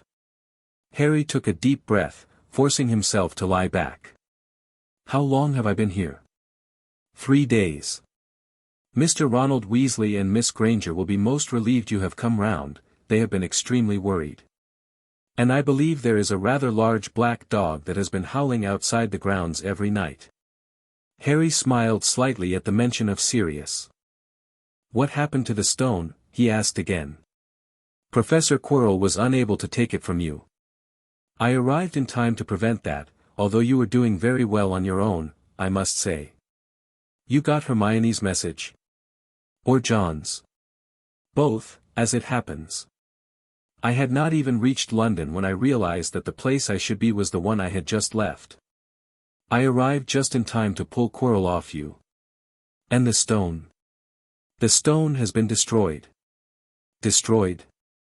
Harry repeated. "But your friend, Nicholas Flamel, oh, you know about Nicholas?" Dumbledore sounded delighted. "Nicholas and I have had a little chat, and agreed it's all for the best." Dumbledore explained that Flamel and his wife had enough elixir stored to set their affairs in order before they would die. "To one as young as you, I'm sure it seems incredible, but to Nicholas and Perenelle, it really is like going to bed after a very, very long day." "And Voldemort?" Harry asked. "He is still out there somewhere, perhaps looking for another body to share, not being truly alive, he cannot be killed. He left Quirrell to die, he shows just as little mercy to his followers as his enemies." Harry nodded, thinking of the diary and what it might mean for Voldemort's return. "Sir, there are some other things I'd like to know, if you can tell me." "The truth," Dumbledore sighed. "It is a beautiful and terrible thing, and should therefore be treated with great caution. However, I shall answer your questions unless I have a very good reason not to, in which case I beg you'll forgive me. I shall not, of course, lie. Why couldn't Quirrell touch me? Your mother died to save you. If there is one thing Voldemort cannot understand, it is love. He didn't realize that love as powerful as your mother's for you leaves its own mark. Not a scar, no visible sign. To have been loved so deeply, even though the person who loved you is gone, will give you some protection forever." Harry thought about this, remembering John's lessons on understanding one's advantages and disadvantages in combat. Love as a weapon, it was something he hadn't considered. "And the invisibility cloak, do you know who sent it to me?" "Ah, your father happened to leave it in my possession, and I thought you might like it." Dumbledore's eyes twinkled. "Useful things, your father used it mainly for sneaking off to the kitchens to steal food when he was here. And sir, one last thing. Quirrell said Snape, Professor Snape, Harry. Yes, him, Quirrell said he hates me because he hated my father. Is that true? Well, they did rather detest each other. Not unlike yourself and Mr. Malfoy. And then, your father did something Snape could never forgive. What? He saved his life. Harry stared. Yes. Dumbledore continued dreamily. Funny, the way people's minds work, isn't it? Professor Snape couldn't bear being in your father's debt. I do believe he worked so hard to protect you this year because he felt that would make him and your father even. Then he could go back to hating your father's memory in peace. Harry stored this information away, another piece in understanding Snape's complicated loyalties. Before leaving, Dumbledore paused at the door. Harry, your upbringing has been unconventional. But I believe John Wick has done what he thought best for you. However, I would ask you to consider one thing: there is more to life than survival. After Dumbledore left, Harry was visited by Ron and Hermione, who filled him in on what had happened after he went through the flames. Hermione had followed his instructions, using the Continental Ring to transport herself and Ron to safety, which had caused quite a commotion when they materialized in the London Continental's lobby. The concierge bloke was really confused, Ron said. Kept asking if we were members or something. But he called John right away, Hermione added. And John contacted Dumbledore. Harry, why didn't you tell us about all of this? The Continental, your father. It's complicated, Harry replied. And not entirely my secret to share. Madame Pomfrey eventually shooed them out, insisting Harry needed rest. The next day, Harry was released from the hospital wing in time for the end-of-year feast. The Great Hall was decked out in Slytherin colors to celebrate their winning the House Cup for the 7th year in a row. Harry slipped into a seat between Ron and Hermione as the room fell silent for Dumbledore's speech. Another year gone. Dumbledore said cheerfully. And what a year it has been. Hopefully your heads are all a little fuller than they were. You have the whole summer ahead to get them nice and empty before next year starts. He proceeded to announce the house points: Gryffindor in 4th place with 312 points, Hufflepuff in 3rd with 352, Ravenclaw in 2nd with 426, and Slytherin in 1st with 472. Yes, yes, well done, Slytherin, Dumbledore continued. However, recent events must be taken into account. The room went very still. I have a few last-minute points to award. First, to Mr. Ronald Weasley, for the best played game of chess Hogwarts has seen in many years, I award Gryffindor 50 points. The Gryffindor table erupted in cheers. Second, to Miss Hermione Granger, for the use of cool logic in the face of fire, I award Gryffindor 50 points. Hermione buried her face in her arms, overwhelmed. Third, to Mr. Harry Potter, for pure nerve and outstanding courage, I award Gryffindor 60 points. The din was deafening. Gryffindor now tied with Slytherin at 472 points. Dumbledore raised his hand, and the room gradually fell silent. There are all kinds of courage, he said, smiling. It takes a great deal of bravery to stand up to our enemies, but just as much to stand up to our friends. I therefore award 10 points to Mr. Neville Longbottom. The Great Hall exploded with cheers as Neville, white with shock, disappeared under a pile of people hugging him. He had never won so much as a point for Gryffindor before. Which means, Dumbledore called over the storm of applause, we need a little change of decoration. He clapped his hands, and the green and silver decorations became scarlet and gold. As Harry celebrated with his fellow Gryffindors, he caught Dumbledore's eye across the room. The headmaster raised his goblet slightly, and Harry returned the gesture with his own. The journey home on the Hogwarts Express was bittersweet. Harry, Ron, and Hermione shared a compartment, discussing their plans for the summer. You must come and stay this summer, Ron told Harry. Both of you, I'll send an owl. Thanks, said Harry. I'll need something to look forward to. As the train pulled into King's Cross Station, Harry spotted John waiting on the platform, his black suit impeccable as always, standing slightly apart from the other parents. "There's your dad?" Ron asked, following Harry's gaze. "He looks intense." "He is," Harry agreed with a small smile. They disembarked, and Harry made the introductions. "Dad, these are my friends, Ron Weasley and Hermione Granger. This is my father, John." John shook their hands formally. "Thank you for looking out for Harry." "It was more like he looked out for us," Hermione admitted. "Especially with the troll. And the chess set. And Professor Quirrell." John's expression didn't change, but Harry could see the pride in his eyes. "Will Harry be able to visit this summer, Mr. Potter?" Ron asked tentatively. "Wick," John corrected gently. "John Wick. And we'll see. Harry has summer training scheduled." As they said their goodbyes, Hermione whispered to Harry, "There's something familiar about your dad's name. I feel like I've read it somewhere." "I doubt it," Harry replied. "Unless you read certain types of international security reports." He watched as his friends rejoined their families, then turned to John. "We have work to do, don't we? The diary is still out there." John nodded, placing a hand on Harry's shoulder. "Yes. And Sirius has a lead on Pettigrew." "Then let's not waste time," Harry said, his green eyes hardening with determination. "Voldemort's trying to come back. We need to be ready." As they walked away from platform 9 3/4, Harry Potter, the boy who lived, the Continental's youngest associate and John Wick's son in all but blood, stepped fully into the role he'd been training for his entire life, hunter of Death Eaters, protector of both worlds, and the Baba Yaga's heir. Chapter 3, Excommunicado. The summer air hung thick and stagnant over Little Hangleton Graveyard. Frank Bryce, the elderly caretaker, squinted toward the old Riddle house. Light shouldn't be flickering in those windows, nobody had lived there for decades.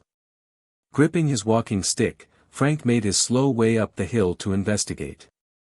Inside, voices drifted from the upstairs room. Frank crept closer to listen. "The preparations are complete, my lord," a nervous voice squeaked. "We have the boy's blood from your servant at Hogwarts." "Excellent, Wormtail," replied a high, cold voice that made Frank's skin crawl. "And the diary?" "Destroyed, my lord." "Potter, do not speak his name," the cold voice hissed. "That child has interfered for the last time." "No matter. We proceed without it. The other Horcruxes remain untouched." Frank leaned closer, his arthritic knee cracking loudly. Silence fell inside the room. "Wormtail," the cold voice whispered, "we have a Muggle guest. Invite him in." Before Frank could retreat, the door swung open. A small, balding man with a silver hand stood there, smiling unpleasantly. "Good evening," he said. "My master would like a word." 700 miles away, Harry Potter woke with a gasp, his scar burning like a hot iron pressed against his forehead. "Voldemort," he whispered into the darkness of his Continental suite. "He's getting stronger." Harry swung his legs over the edge of the bed, checking the time, 3:17 a.m. Too late to go back to sleep, too early to begin the day's training. He pulled a leather-bound journal from his bedside drawer and recorded the details of his vision while they were still fresh. This wasn't the first dream this summer. They'd been increasing in frequency and clarity for weeks, glimpses of Voldemort's movements, plans involving a loyal servant at Hogwarts, something called Horcruxes, and always the underlying rage directed at Harry himself. He'd reported each vision to John and Sirius, who had coordinated with Continental intelligence to track suspected Death Eater movements. The pattern was clear: Voldemort was preparing for a full return. A soft knock interrupted Harry's thoughts.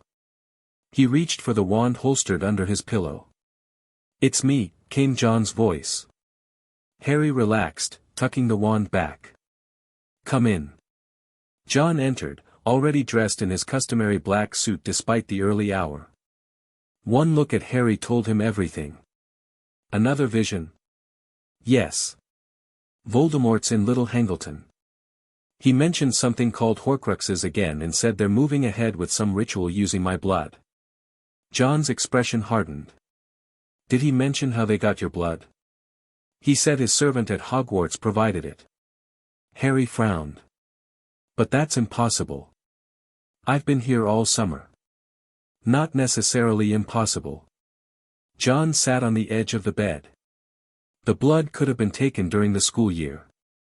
Stored. Harry considered this. The hospital wing. After the stone incident. Madame Pomfrey drew blood to test my magical levels. We need to move up our timeline, John decided. Get dressed. The director wants to see you at 6. As John left, Harry moved to his wardrobe, selecting training clothes that allowed free movement while concealing multiple weapons. At 14, he was taller now, his body honed by years of continental training overlaid with magical combat techniques. This wasn't how most wizarding children spent their summers before 4th year, but Harry had never been most wizarding children. The director's training hall echoed with the sound of bodies hitting mats, the crack of staffs against each other, and the occasional cry of pain. Harry moved through the advanced class like water, his movements precise and economical. No wasted energy, no flashy techniques, just brutal efficiency honed by years of training. Enough. The director's voice cut through the noise. The students froze, then formed a line facing her. Harry took his place among them, breathing controlled despite the intensity of the workout. The director walked slowly down the line, her cane tapping a measured rhythm against the hardwood floor. She stopped in front of Harry. Your form is slipping, Potter, she said critically. Your mind is elsewhere. Yes, director, Harry acknowledged. There was no point denying it. Step forward. Harry moved to the center of the training floor. The director circled him, assessing. You stand at the intersection of two worlds, she said, loud enough for the entire class to hear. Magic and continental. Power and discipline. But divided focus leads to death. She struck without warning, her cane whipping toward Harry's head. Harry blocked it instinctively, using a combination of physical training and wandless magic to deflect the blow. The director smiled thinly. Better. Again. For the next hour, she drove Harry relentlessly, attacking from all angles, forcing him to integrate his magical and physical responses into a seamless defense. By the end, Harry was drenched in sweat but moving with renewed clarity. Your father commissioned something special, the director said as they finished. She gestured to an assistant, who brought forward a long, slender box. Continental craftsmanship merged with Ruska Roma magical tradition. Harry opened the box to find what appeared to be an ordinary wand, except it wasn't. The handle was reinforced with the same carbon fiber material used in John's preferred firearms, and the shaft contained a central core of platinum, the same metal as continental markers. 13 inches. Blackthorn. Dragon heartstring core infused with unicorn blood freely given, the director explained. It won't register on the Ministry's detection network, and it can channel both magical and kinetic energy. Harry lifted it, feeling the perfect balance. Thank you, director. Don't thank me. It's a tool, not a gift. She turned away.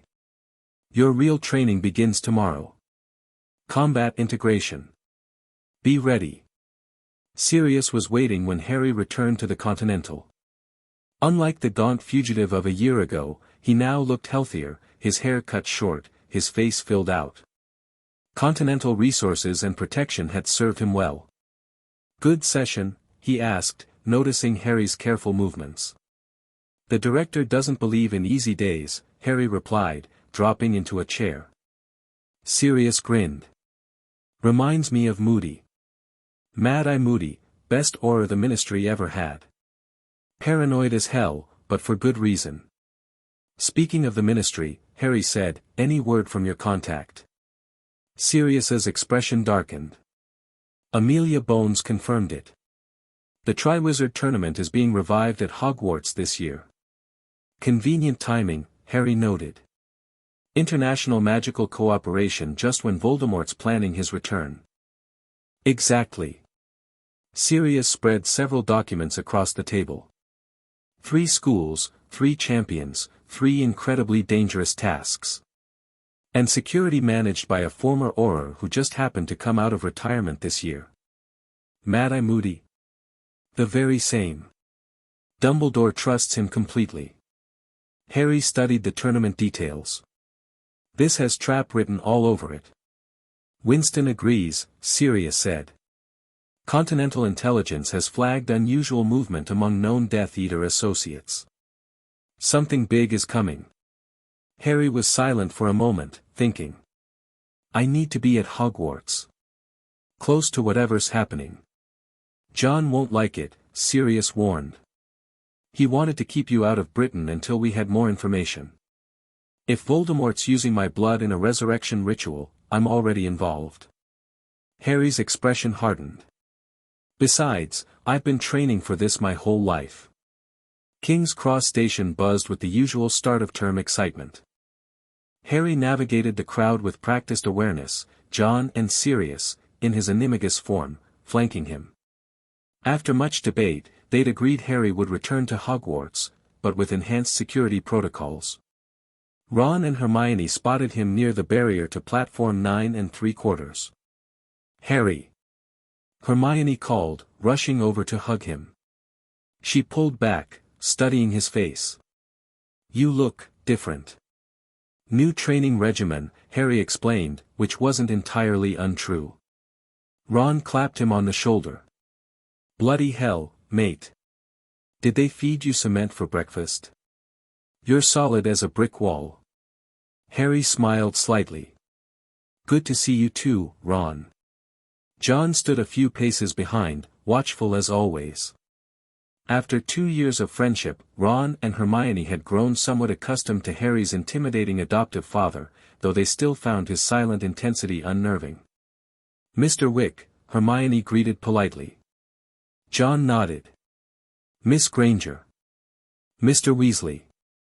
Dad, we should board, Harry said, noting the time. John led Harry slightly aside. Remember the protocols, he said quietly. Daily check-ins.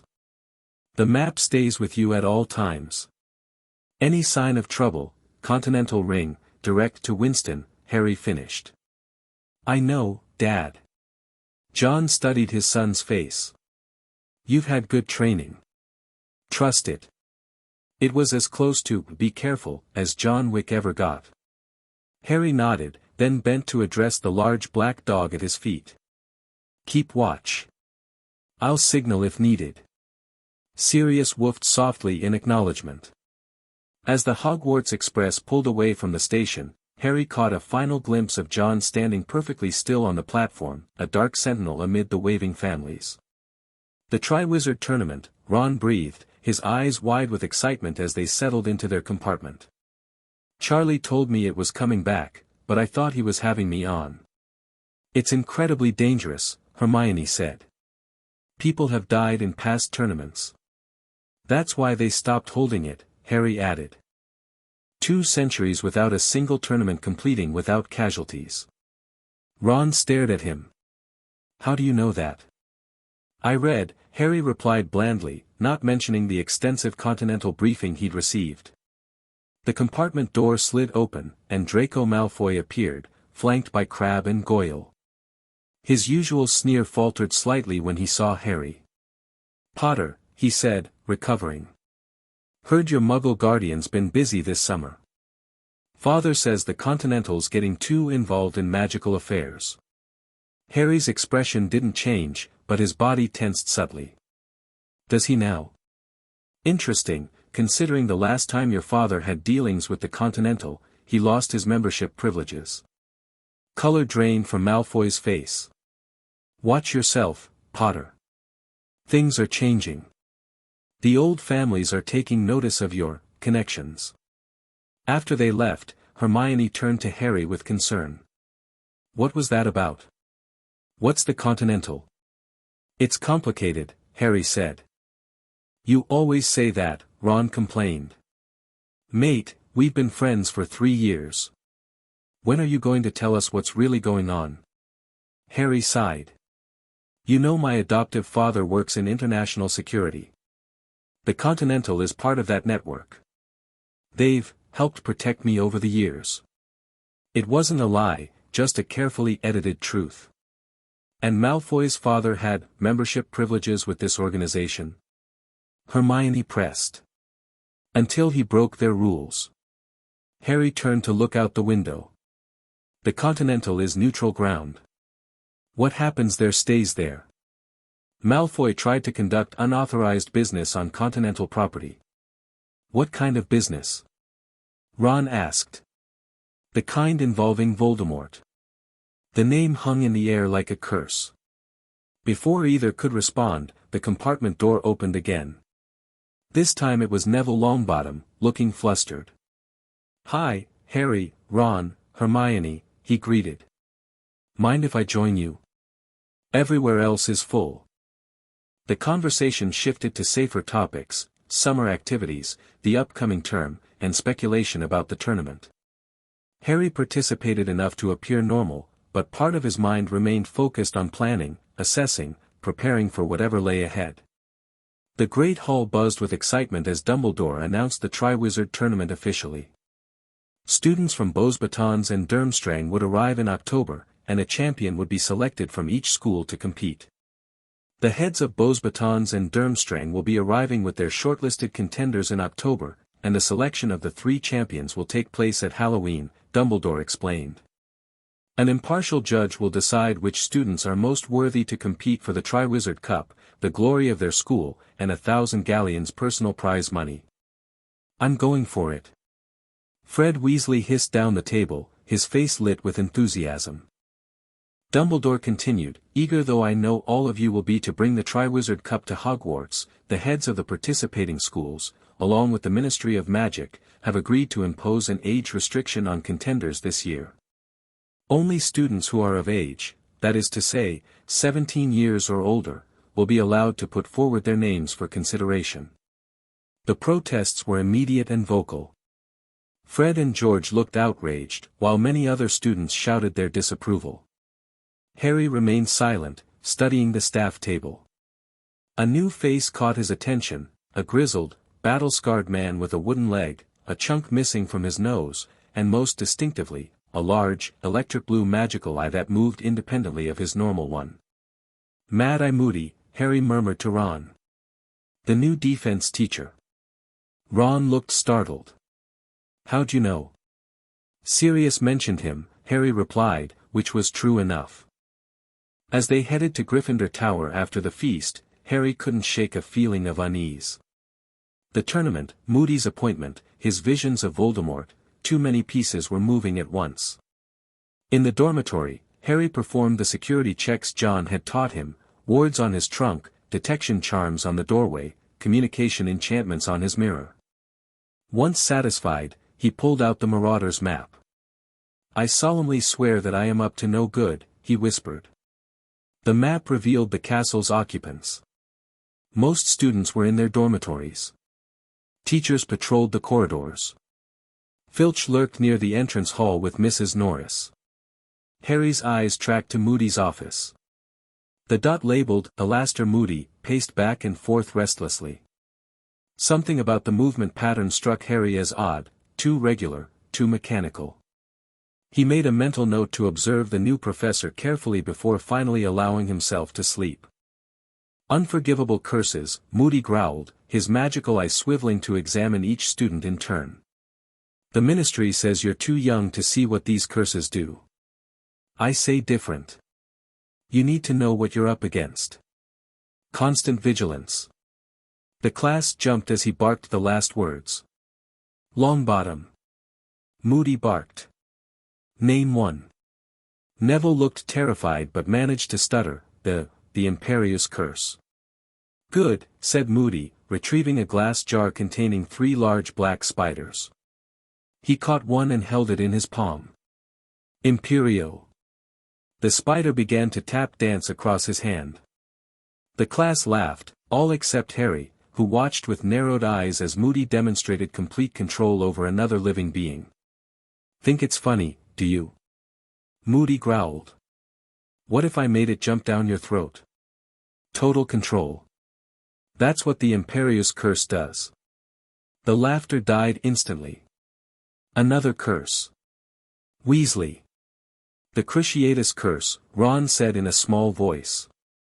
"Correct." "The torture curse." Moody enlarged the next spider and pointed his wand at it. "Crucio." The spider's legs bent in upon its body, it rolled over and began to twitch horribly, rocking from side to side. No sound came from it, but Harry was sure that if it could have voiced, it would have been screaming. "Stop it!" Hermione cried sharply. Moody lifted his wand, leaving the spider shaking and twitching. "Pain," he said softly. "You don't need thumbscrews or knives to torture someone if you can perform the Cruciatus curse." Harry's hand had unconsciously moved to his wand holster. Something about Moody's demonstration felt off, too enthusiastic, too personal. "And the last curse?" Moody asked, his magical eye fixing on Harry. "Avada Kedavra," Harry replied evenly. "The killing curse." "Yes," Moody said. "The worst of the three. Avada Kedavra." A flash of blinding green light and a rushing sound, the same light Harry sometimes still saw in his nightmares, and the spider rolled over, instantly dead. "Not pleasant," Moody continued. "No counter-curse. No blocking it. Only one person has ever survived it, and he's sitting right in front of me." Every eye turned to Harry, who met Moody's gaze without flinching. After class, Harry lingered behind, waiting until the others had left. "Something on your mind, Potter?" Moody asked, his magical eye focusing on Harry while the normal one continued gathering papers. "Why demonstrate all three curses?" Harry asked directly. "Most defense teachers stick to theory for the unforgivables." Moody's mouth twisted into what might have been a smile. "Not much for dancing around a subject, are you?" "Good. That'll keep you alive." He thumped over to his desk. "War's coming, Potter. Dumbledore knows it. I know it. And from what I hear about your upbringing, you know it too."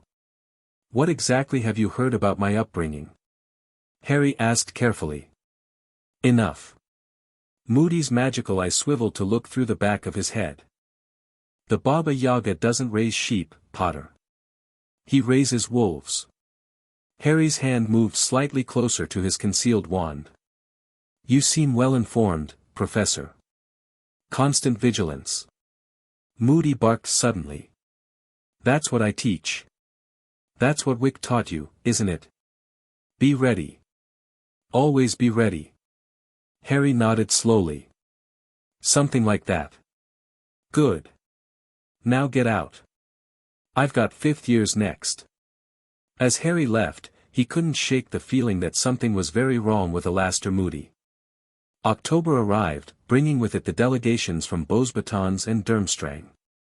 The Beauxbatons students, led by their giant headmistress Madame Maxime, arrived in a massive powder-blue carriage pulled by enormous flying horses.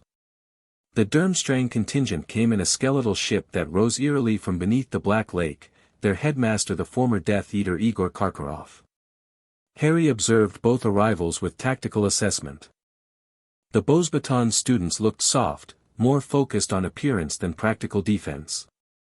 The Durmstrang group moved with military precision, their fur-lined cloaks concealing their builds but not their disciplined formations. "Is that Victor Crumb?" Ron gasped as the Durmstrang students filed into the castle. "It is. I had no idea he was still at school."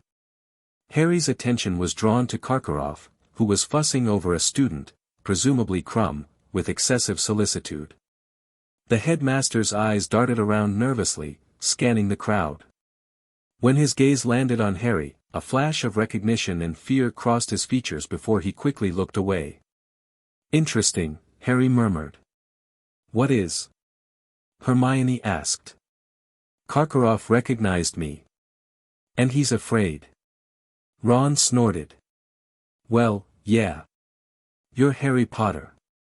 No, Harry shook his head. It wasn't that kind of recognition. It was like he was afraid of something specific. Later that evening, as the foreign students settled in for the welcome feast, Harry sent the day's report to John using the enchanted mirror.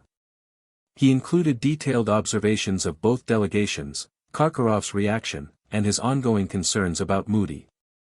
John's response was characteristically terse. Karkaroff was a Death Eater who named names to save himself. He has reason to be nervous if he thinks Voldemort is returning. As for Moody, continue observation. The Continental has no records of unusual behavior, but our magical intelligence network has limitations. Sirius should check the grounds tonight, Harry suggested. Something about the timing feels wrong. John nodded. Already arranged. Winston has also stationed Continental observers in Hogsmeade. After ending the communication, Harry joined the feast, maintaining his cover as a regular student while cataloging every detail. The goblet of fire stood in the entrance hall, a wooden cup filled with dancing blue-white flames. Students over 17 would enter their names over the next 24 hours, and tomorrow night, Halloween, the champions would be selected. Halloween. Always Halloween. The anniversary of his parents' deaths and, historically, when trouble found Harry at Hogwarts. He wasn't superstitious, but patterns existed for a reason. The Halloween feast ended, and Dumbledore stood by the goblet of fire, ready to announce the champions. The champion for Durmstrang, he read from the first piece of parchment ejected by the goblet, will be Victor Krum. Applause and cheering followed as Krum rose from the Slytherin table and slouched toward the chamber behind the staff table. The champion for Beaux Batons, Dumbledore continued, catching the second piece of parchment, is Fleur Delacour. A girl with silvery blonde hair and graceful movements stood from the Ravenclaw table and followed Krum's path. The Hogwarts champion, Dumbledore announced as the third name emerged, is Cedric Diggory. The Hufflepuff table erupted in cheers as Cedric, handsome and athletic, made his way forward with a broad grin. Excellent! Dumbledore called happily. We now have our 3 champions. By the end of this tournament, one of them will be holding the Triwizard Cup. But the goblet's flames suddenly turned red again. A fourth piece of parchment shot out. Harry tensed, already knowing what would happen next. Dumbledore caught the parchment, stared at it for a long moment, then cleared his throat. Harry Potter. The great hall fell utterly silent. Dumbledore's eyes found Harry's across the room. Harry Potter, he called again. Harry stood slowly, his mind racing through contingencies. This was the trap, exactly as he'd feared. I didn't put my name in, he stated clearly as he approached Dumbledore. The headmaster's eyes showed he believed Harry, but he merely gestured toward the chamber where the other champions had gone. Inside, the 3 champions looked up in confusion as Harry entered. What is it? Fleur asked. Do they want us back in the hall? Before Harry could answer, the door burst open behind him. Ludo Bagman entered, followed by Dumbledore, Karkaroff, Madame Maxime, Professor McGonagall, and Snape. Barty Crouch Sr. slipped in moments later, his expression severe. Extraordinary. Bagman muttered, squeezing Harry's arm. Absolutely extraordinary. Gentlemen, lady, he added, approaching the other champions. May I introduce, incredible though it may seem, the 4th Triwizard champion? Victor Krum straightened up, his surly face darkening as he surveyed Harry. Cedric looked nonplussed, glancing between Harry and Bagman as though sure he must have misheard. Fleur Delacour tossed her hair back. Oh, very funny joke, Mr. Bagman. Joke? Bagman repeated, bewildered. No, not at all. Harry's name just came out of the goblet of fire. Karkaroff's features contorted with rage. This is outrageous. Hogwarts cannot have 2 champions. It is explicitly stated in the rules, I didn't put my name in," Harry interrupted calmly. "Nor did I ask anyone else to do it for me." "Ah, but of course he is lying," Madame Maxime exclaimed. "He could not have crossed the age line," McGonagall said sharply. "I am sure we are all agreed on that. Dumbledore must have made a mistake with the line," Madame Maxime shrugged. "It is possible, of course," Dumbledore said politely. "You know perfectly well you did not make a mistake." McGonagall snapped. "Really, what nonsense." "Mr. Crouch." "Mr. Bagman," Karkaroff said, his voice unctuous, "you are our objective judges. Surely you will agree that this is most irregular." Bagman wiped his round, boyish face with his handkerchief and looked at Barty Crouch, who spoke in his usual curt voice. "We must follow the rules, and the rules state clearly that those people whose names come out of the Goblet of Fire are bound to compete in the tournament." "Even if I didn't enter willingly?" Harry asked directly. "That sounds like magical coercion." Crouch's expression remained impassive. "The Goblet of Fire constitutes a binding magical contract. Mr. Potter has no choice. He is, as of tonight, a Triwizard champion." Harry's eyes narrowed slightly. A binding magical contract created without his consent, very convenient for whoever wanted him in the tournament. The debate continued, growing more heated as Karkaroff threatened to withdraw his students. Throughout it all, Harry remained silent, observing. Moody arrived midway through, suggesting darkly that someone might have put Harry's name in the goblet hoping he would die. Finally, Crouch outlined the first task, scheduled for November 24th, designed to test the champion's daring and courage in the face of the unknown. As the meeting broke up, Dumbledore placed a hand on Harry's shoulder.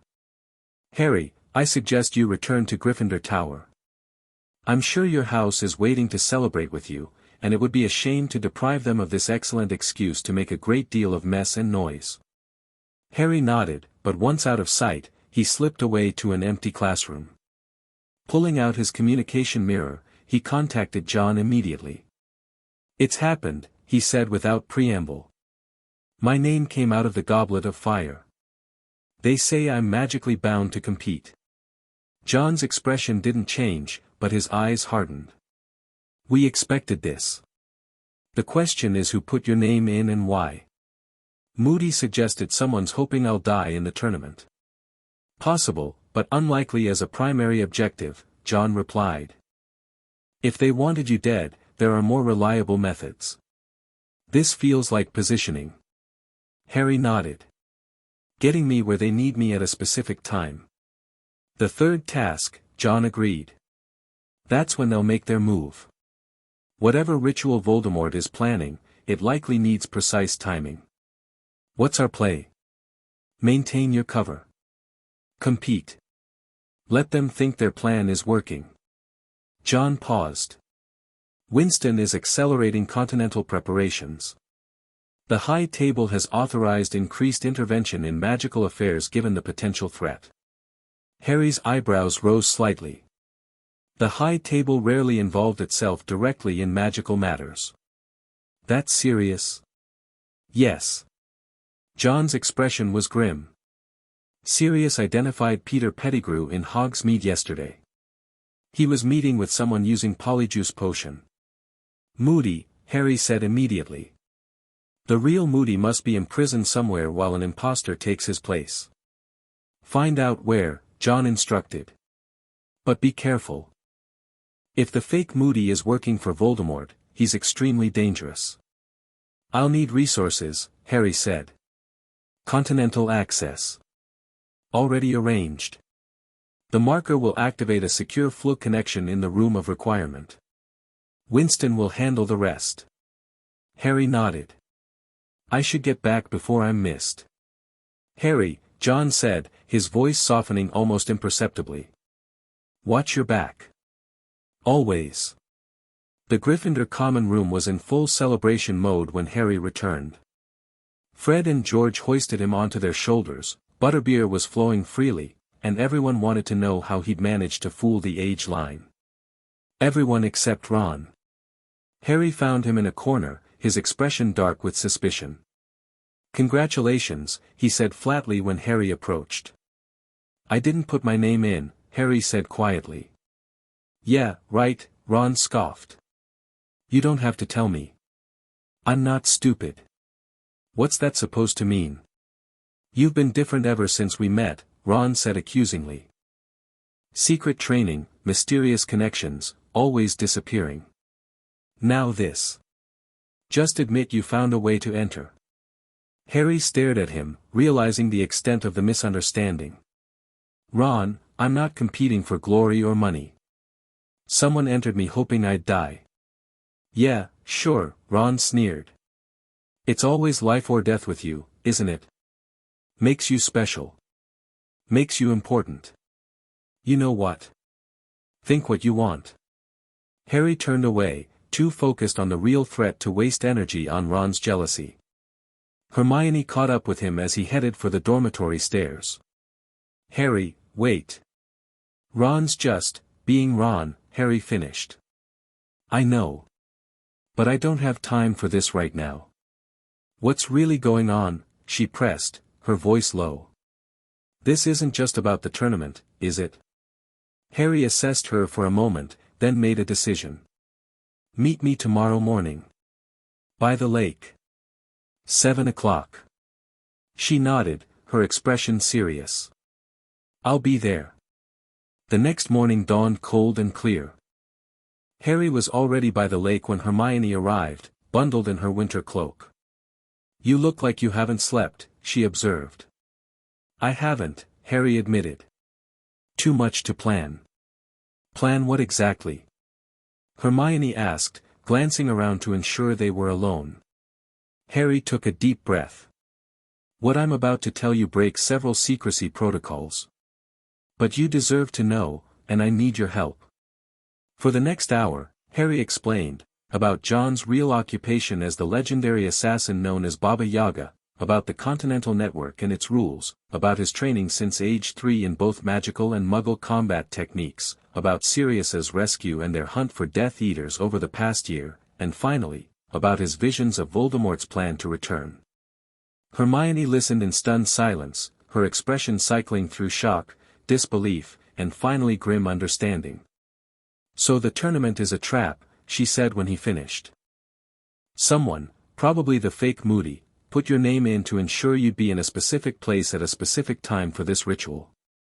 Harry nodded. "Exactly.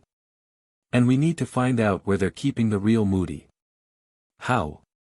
"The imposter could be anywhere in the castle." "Not anywhere," Harry pulled out the Marauder's map. "I've been tracking him. The map never lies, it shows a person's true identity regardless of disguises. The dot labeled Alastair Moody goes to the same office every night and never leaves. So the real Moody must be imprisoned there," Hermione concluded. "Yes. But I need to confirm it without alerting the imposter." "We need a distraction," Hermione mused. "Something to get him out of his office long enough for you to search it." "Not me," Harry said. "You. Me?" Hermione looked startled. "I need to be seen elsewhere while it happens. The imposter is watching me closely." Hermione bit her lip, thinking. "Dobby." "What?" "Dobby the house elf. The one you freed from the Malfoys. House elves can apparate within Hogwarts despite the anti-apparition wards. If we could find him, we don't need to find him," Harry said, a plan forming. "The Continental can provide access to the Hogwarts kitchens. House elves respond to direct requests for help." "Then what's the distraction?" Hermione asked. Harry smiled grimly. "The first task is dragons." "What? How do you know?" "Continental intelligence. They're bringing 4 nesting mother dragons, 1 for each champion. We're supposed to get past them somehow." Hermione's eyes widened. "That's incredibly dangerous. And perfect for our distraction. Tomorrow, you'll tell Hagrid you overheard Professor Grubblyplank mentioning dragons being delivered for the first task. Hagrid will want to see them. He'll tell Moody, who'll who'll want to verify the security arrangements. While he's gone, Dobby searches his office, Hermione finished. Exactly. And if he finds the real Moody, or evidence, we move immediately. Hermione studied Harry's face. You've changed so much, she said softly. I knew you were different, but I never imagined. Are you afraid of me now? Harry asked directly. She considered the question seriously. No, she said finally. I'm afraid for you. This life you've been living, it's not what your parents would have wanted. My parents didn't get a choice, Harry replied, his voice hardening slightly. Voldemort made sure of that. At least this way, I have a chance to survive what's coming. The plan worked perfectly. Hagrid, predictably excited about dragons, confided in Moody about the first task. While the imposter was away investigating, Dobby searched his office and made a shocking discovery. The real Alastor Moody was being kept inside his own magical trunk, which contained a concealed prison cell. Harry, Hermione, and Sirius, in human form, hidden in the room of requirement, reviewed Dobby's findings. This confirms it, Sirius said grimly. Someone's impersonating Moody using Polyjuice Potion. But who? Hermione asked. It would have to be someone highly skilled in dark magic, with access to Death Eater circles. And enough knowledge of Moody to convince Dumbledore, Harry added. That narrows it down considerably. We need to get the real Moody out, Sirius urged. Once we have him safe, we can expose the imposter. Harry shook his head. Not yet. If we move now, we alert Voldemort that we're onto his plan. Better to let the imposter think he's succeeding while we prepare our countermoves. Harry, we're talking about leaving a man imprisoned. Hermione protested. Dobby says he's being kept alive and relatively well, Harry countered. The imposter needs his hair for the Polyjuice Potion. We can have Dobby deliver food and medical supplies covertly. It's ruthless, Sirius observed, but tactically sound. Hermione looked between them, troubled. This is the continental way, isn't it? Cold calculation. It's the way that keeps people alive, Harry replied simply. After a moment, she nodded reluctantly. What about the first task? You'll be facing a dragon in 2 weeks. I already have a plan for that, Harry assured her. But first, we need to establish a direct line to continental resources. He pulled out the platinum marker. Time to call in a favor. The day of the first task arrived with clear skies and bitter cold. Champions were gathered in a tent near the arena, waiting to be briefed. Harry sat quietly on a stool, mentally reviewing his strategy while the others paced nervously or, in Fleur's case, sat looking pale and clammy. Ludo Bagman bounded in, wearing his old Vimborn wasp's robes. Well, now we're all here, time to fill you in, he said brightly. When the audience has assembled, I'm going to be offering each of you this bag. He held up a small sack of purple silk, from which you will each select a small model of the thing you are about to face. There are different varieties, you see. And your task is to collect the golden egg. Harry nodded. Just as the Continental Intelligence had reported. One by one, they drew their dragons from the bag. Fleur selected a Welsh green, Crumb a Chinese fireball, Cedric a Swedish short snout. Harry, as expected, drew the Hungarian horntail, the most dangerous of the 4. Well, there you are, said Bagman. You've each pulled out the dragon you will face, and the numbers refer to the order in which you'll take on the dragons. Now, I'm going to have to leave you in a moment, because I'm commentating. Mr. Diggory, you're first, just go out into the enclosure when you hear a whistle, all right? Soon after Bagman left, they heard the roar of crowds, the whistle, and Cedric departed, looking greener than ever. Harry tuned out the commentary, focusing instead on his own preparation. When his turn came, he walked out into the enclosure with measured steps. The horntail crouched at the far end of the enclosure, its wings half-furled, its yellow eyes fixed on him. The golden egg gleamed among her clutch of Real eggs. Harry raised his wand, not his standard holly and phoenix feather, but the special blackthorn wand the director had commissioned. The crowd fell silent, anticipating a spell. Instead, Harry lowered himself into a fighting stance and waited. The dragon watched him suspiciously. Harry remained perfectly still, controlling his breathing, extending his magical senses as Madame Akari had taught him years ago. Then, in a single fluid motion, Harry slashed his wand toward the ground. Terra motus minima, he incanted. The earth beneath the dragon's feet trembled, not violently, but with a specific frequency that Harry had researched extensively. Dragons, like many reptiles, were sensitive to vibrations. The horntail shifted uncomfortably, moving slightly away from the disturbance, and, crucially, away from her eggs. Harry maintained the localized tremor while slowly circling toward the nest, never making sudden movements. The crowd watched in silent fascination as he approached, the dragon still distracted by the unsettling vibrations. When he reached the clutch, Harry carefully lifted the golden egg without disturbing the real ones. The horntail noticed the movement and roared, swinging her spiked tail toward him. Harry dropped and rolled as the tail passed overhead, coming up into another defensive stance. With the egg secured, he backed away steadily, maintaining eye contact with the dragon while continuing the vibration spell. Once at a safe distance, he ended the spell with a quick flick of his wand and walked calmly from the enclosure.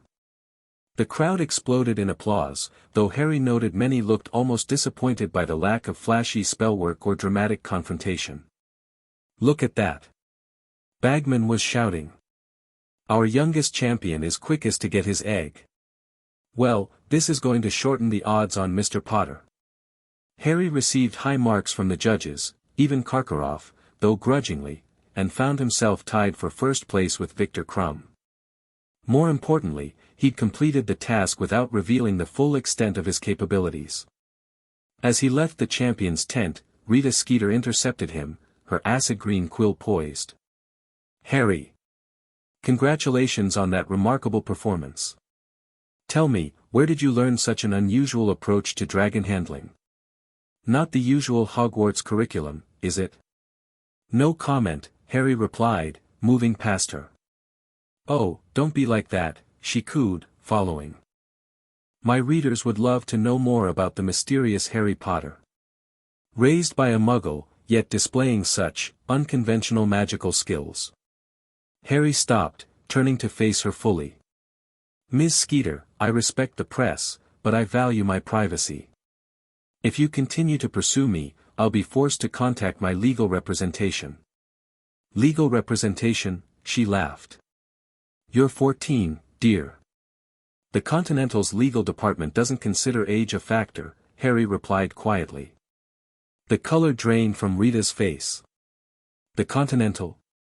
You're connected to the Continental. Good day, Miss Skeeter." Harry walked away, leaving the reporter staring after him in shock. It was a calculated revelation. The wizarding world would soon be buzzing with speculation about Harry Potter's Continental connections, exactly as planned. The revelation had exactly the effect John had anticipated. Within days, the Daily Prophet ran a front-page story, "The Boy Who Lived and the Alibaba Yaga, Harry Potter's Dark Connections Revealed by Rita Skeeter, Special Correspondent." In a shocking development that has sent tremors through the wizarding community, the Daily Prophet can exclusively reveal that Harry Potter, the boy who lived, has been raised not by ordinary muggles as previously believed, but by none other than the infamous assassin known in underworld circles as the Baba Yaga. John Wick, a muggle whose reputation inspires terror even among the darkest wizarding circles, has apparently been Potter's guardian since the death of his parents.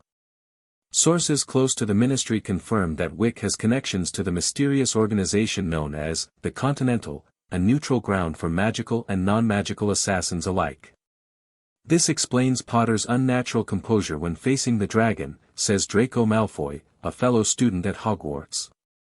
"He's been trained to kill since he was a child." Minister for Magic Cornelius Fudge expressed grave concern when approached for comment. This raises serious questions about Potter's upbringing and influences.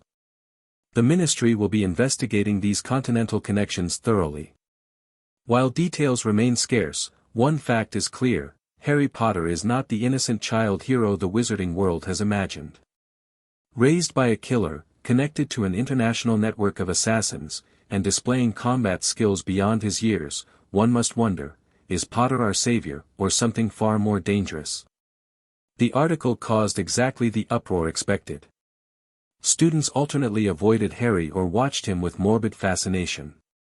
Teachers regarded him with concern, particularly McGonagall, who seemed personally offended by the implications about her Gryffindor student.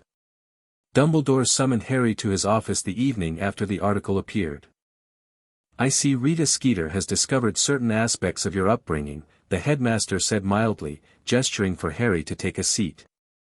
"It was inevitable," Harry replied, remaining standing. "And potentially useful." Dumbledore's eyebrows rose slightly.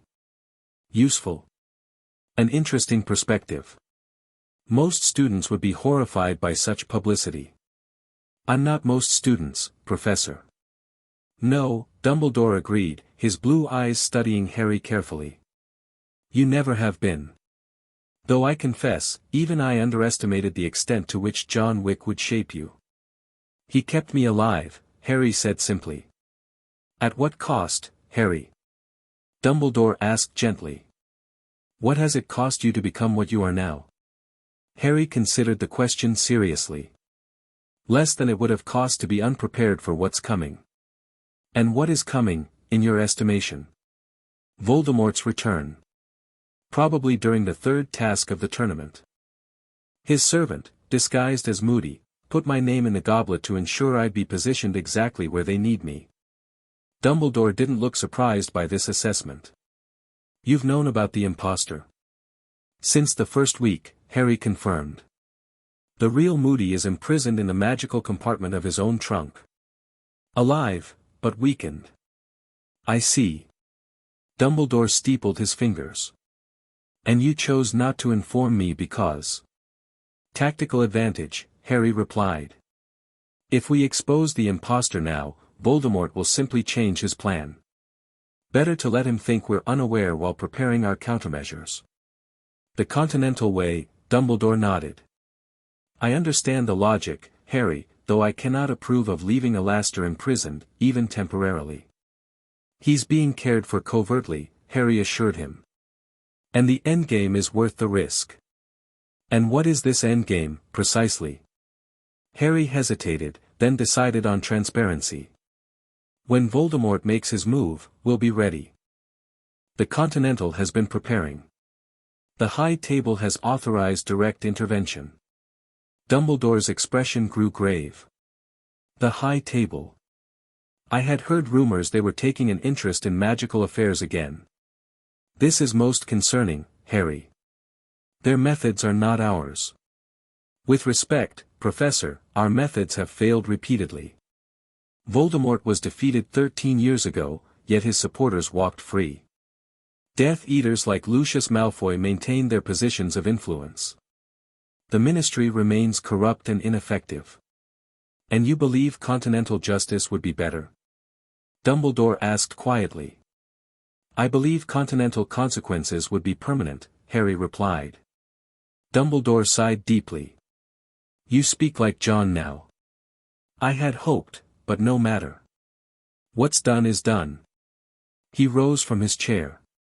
"I will not interfere with your plans regarding the imposter, Harry, though I urge you to reconsider. As for the tournament, please be careful. Whatever trap is being laid, it is designed specifically for you." "I know," Harry said. "That's counting on it." The Yule Ball approached, providing an unexpected complication in Harry's preparations. As a champion, he was required to open the dancing with a partner. After brief consideration, he asked Hermione, who accepted with a mix of surprise and pleasure. "Just as friends," Harry clarified. "I need a partner who understands the situation." Hermione nodded, though she looked slightly disappointed. "Of course. Tactical choice." Ron, who had reconciled with Harry after the first task, seemed unusually upset by this development, though he tried to hide it behind barbed comments about Hermione's study habits. On Christmas Eve, Harry received a package from the Continental, formal attire designed with typical Continental functionality. The black dress robes appeared perfectly normal but contained hidden pockets for various weapons and emergency equipment, and the fabric was reinforced with slash-resistant fibers. The night of the ball, Harry met Hermione in the common room.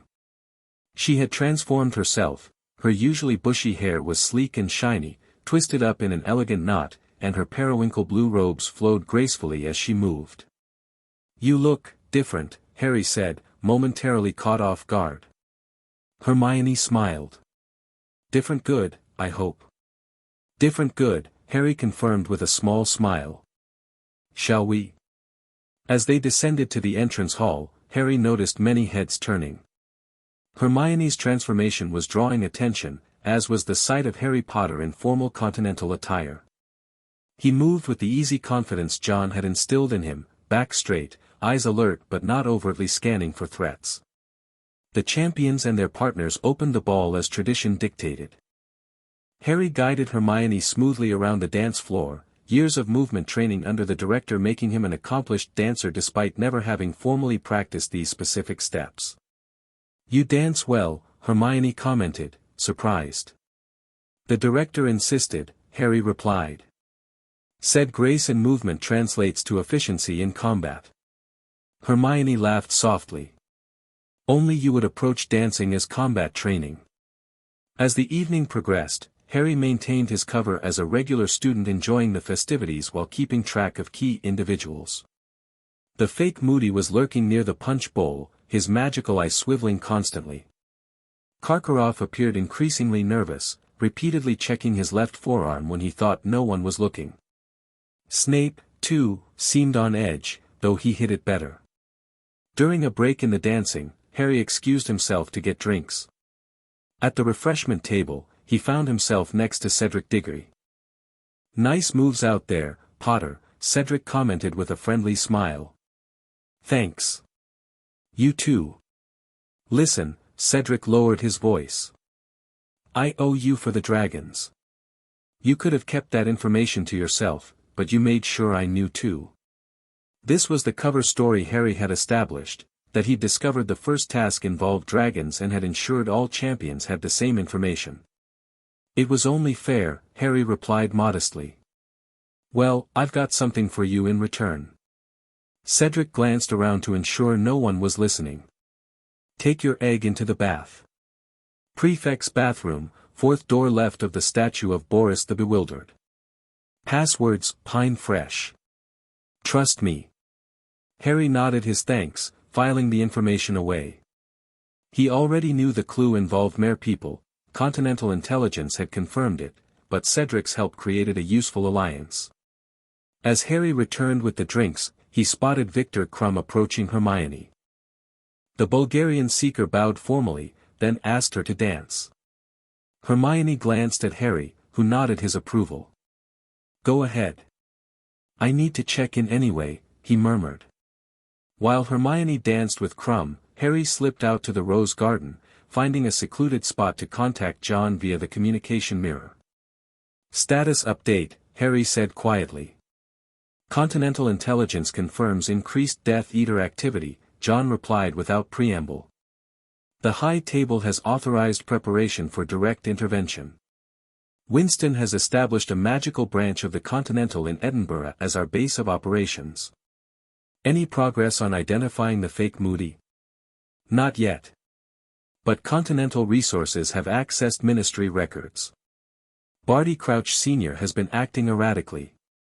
Missing work, sending instructions by owl. His house elf was dismissed under unusual circumstances last summer. Connection to fake Moody?" Harry asked, mind already connecting dots. "Possibly. Sirius is investigating. Be ready to move after the second task. The Continental will have everything in place by then." Harry nodded. "Understood." As he ended the communication and prepared to return to the ball, Harry heard hushed voices from nearby. He moved silently toward the sound, positioning himself behind a tall rosebush. "Don't see what there is to fuss about, Igor," Snape's cold voice drifted through the darkness. Severus, you cannot pretend this isn't happening. Karkaroff's voice sounded anxious and hushed.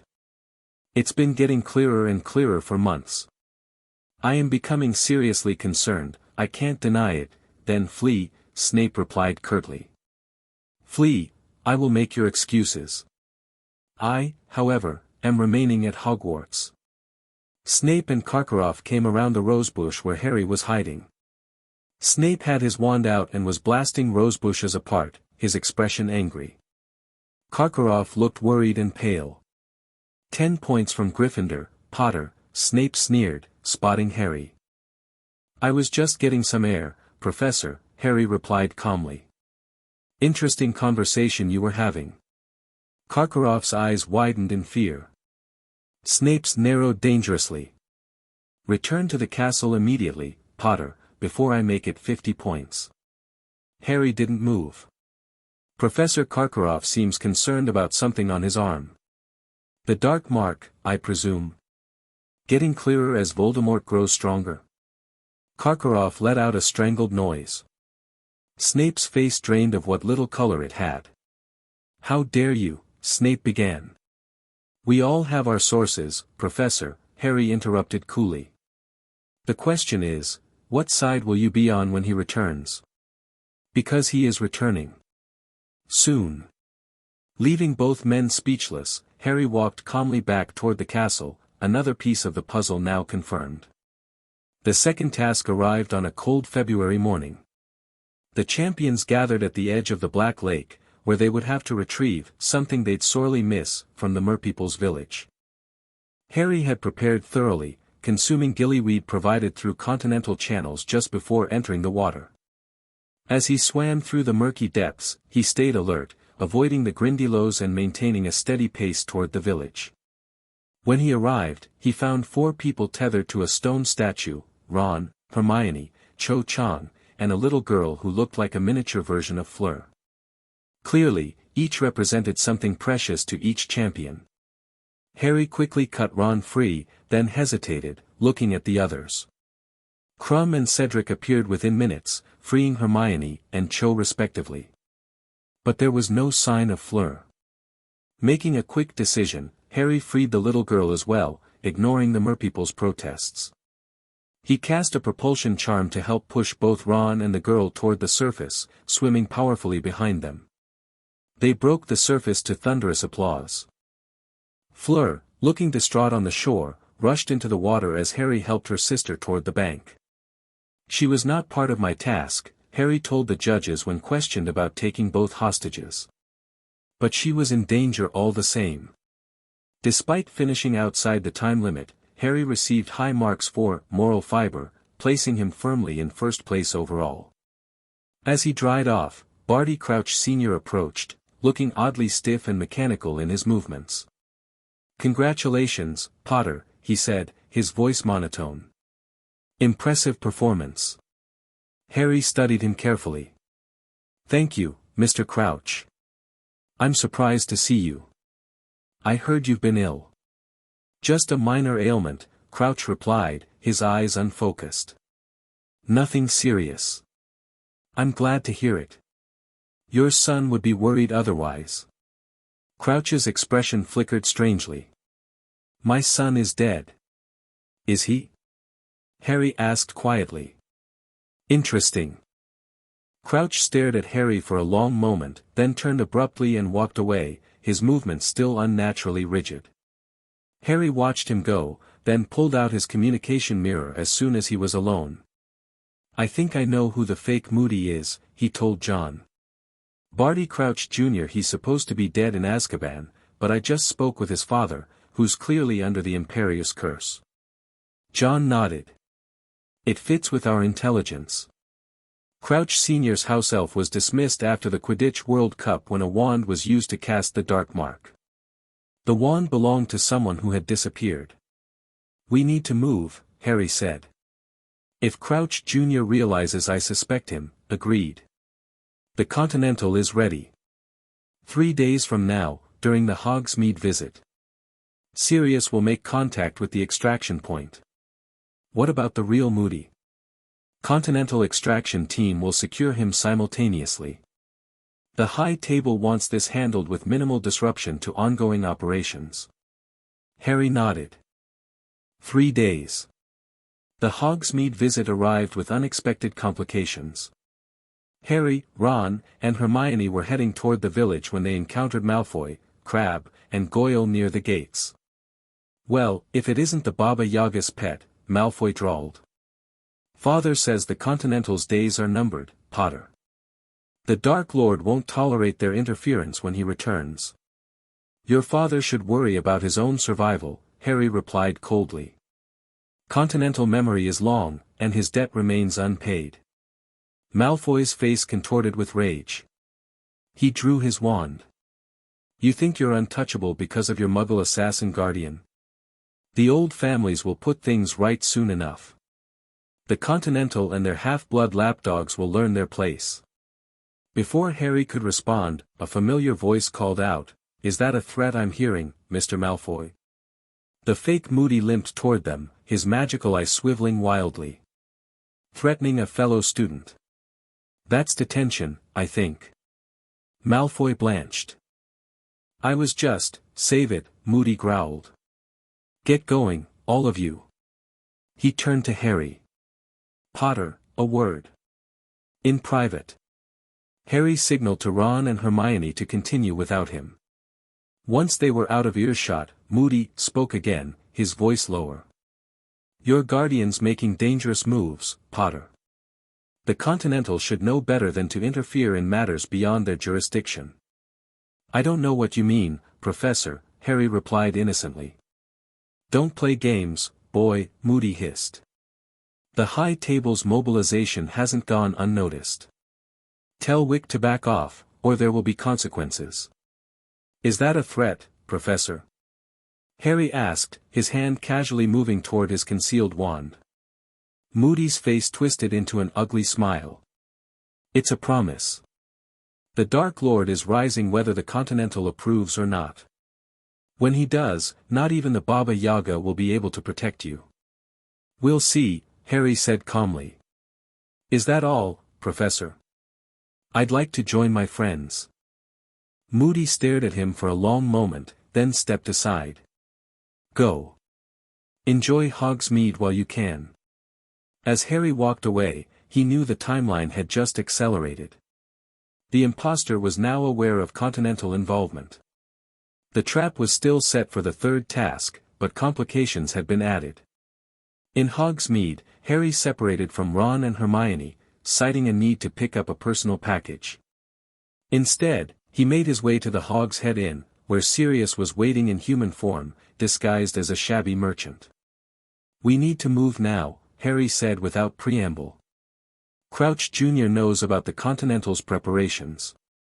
Sirius nodded grimly. "The extraction team is already in position at the castle. We have a problem, though. Crouch Sr. is missing." "Missing?" "Disappeared from his home last night. Signs of a struggle. We think Crouch Jr. realized his father was breaking free from the Imperius curse and took direct action." "Then we're too late," Harry said. "Crouch Jr. will accelerate their timeline too." "Not necessarily," Sirius replied. "The ritual they're planning has specific requirements. Astronomical alignments, magical convergences. They can't rush it too much. But they can change the delivery method," Harry pointed out. "If they can't use the third task to position me where they need me, they'll try something else," Sirius agreed. "We need to get you to the Continental immediately. John's waiting at the Edinburgh branch." Harry shook his head. "Too obvious. If I disappear now, they'll change plans completely. We need to let them think their plan is still viable, just adjusted. What do you suggest?" "I go back to the castle, continue as normal. But we move the Continental assets into position now. When they make their move, and they will, we'll be ready." Sirius looked unhappy but nodded. "John won't like it." "John would do the same," Harry replied. "Continental Rule Number 5, adapt to changing circumstances without abandoning the objective. Your father has certainly taught you well, a new voice commented.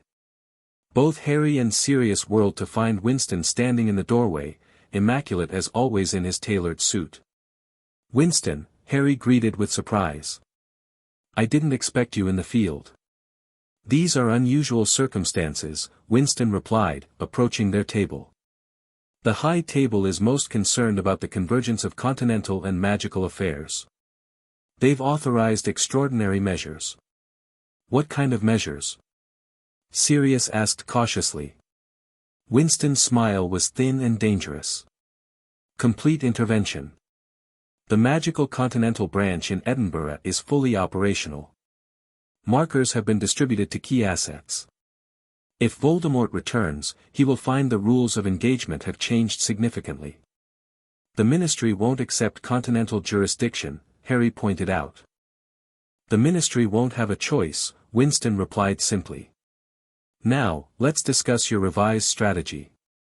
I believe you're right about maintaining your position at Hogwarts, but with certain adjustments.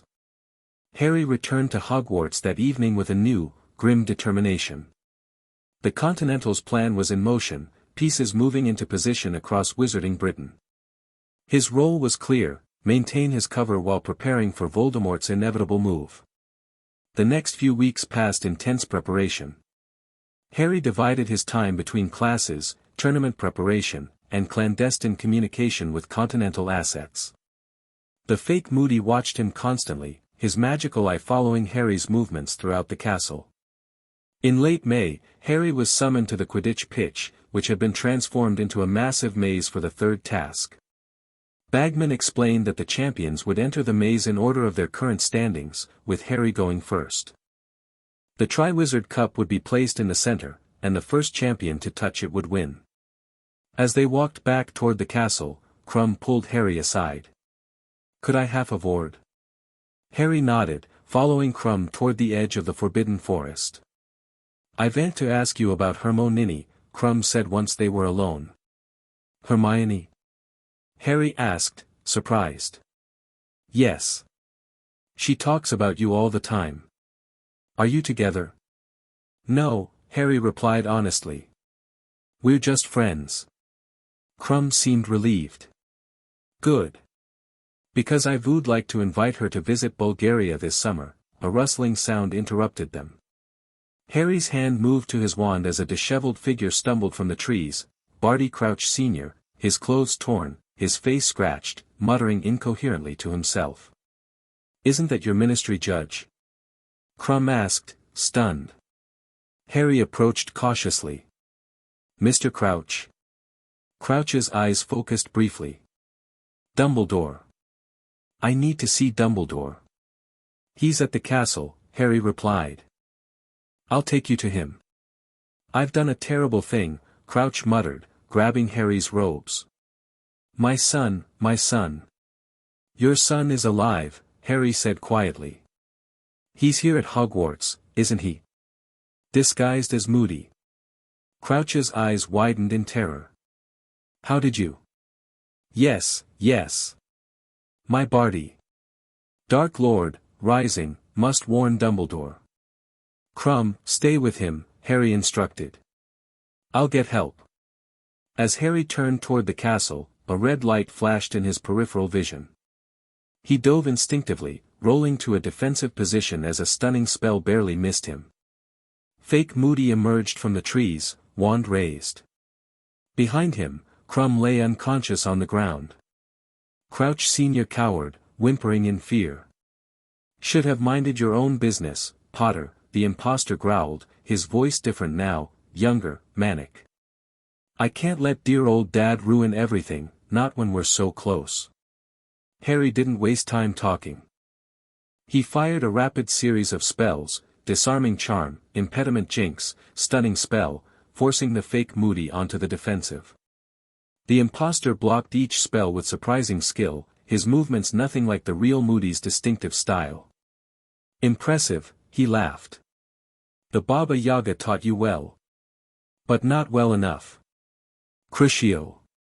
Harry sidestepped the unforgivable curse, countering with a wandless blasting curse that struck the ground at the impostor's feet, showering him with dirt and debris. Taking advantage of the distraction, Harry activated the emergency continental ring. Code Black, he stated clearly. Hogwarts grounds, Forest Edge. The impostor recovered quickly, his magical eye whirling. No help coming, Potter. Avada. Before he could finish the killing curse, multiple cracks of apparition split the air. 4 figures in immaculate suits materialized around them, Continental enforcers, led by John Wick himself. Drop your wand, John ordered, his own wand aimed precisely at the impostor's heart. For a moment, nobody moved. Then the fake Moody began to laugh, high-pitched, hysterical laughter. Too late, he gasped between cackles. Far too late. The Dark Lord rises tonight. With a sudden movement, he pressed his wand to his dark mark, sending a magical signal. Instantly, anti-apparition wards snapped into place around them. Continental protocols be damned, the impostor snarled, his face beginning to bubble and shift as the polyjuice potion wore off. You're all excommunicado now.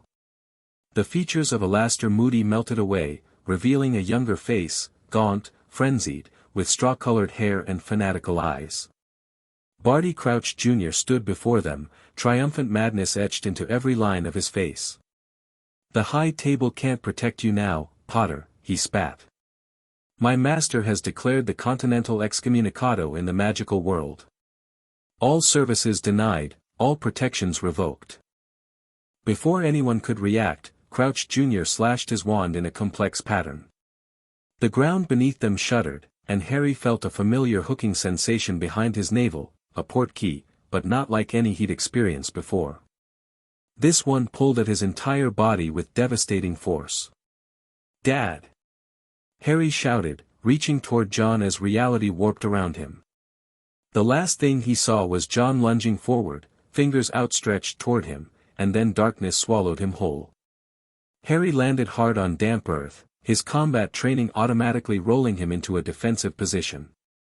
He was in a graveyard, dark and overgrown, with a small church visible in the distance and a hillside mansion looming beyond it. Little Hangleton. Exactly as he'd seen in his visions. Before he could fully assess his surroundings, footsteps approached. Harry slipped behind a large marble headstone, drawing both his wands, the holly and phoenix feather in his right hand, the blackthorn combat wand in his left.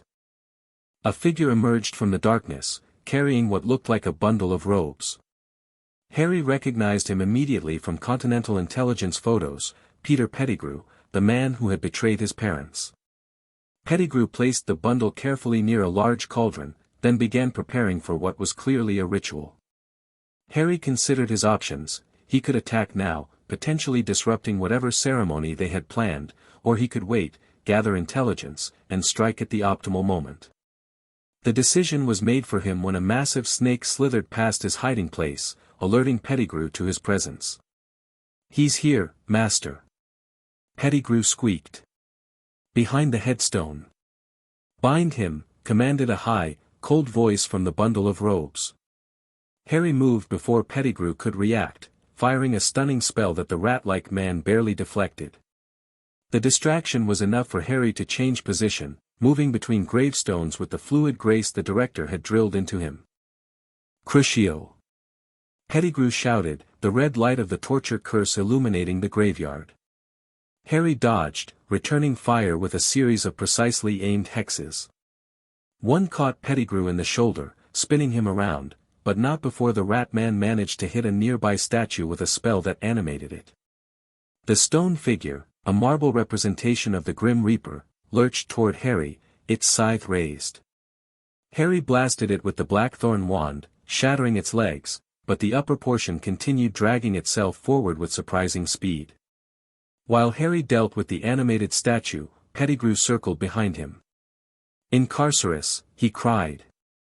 Ropes shot from his wand, wrapping around Harry's ankles and bringing him down.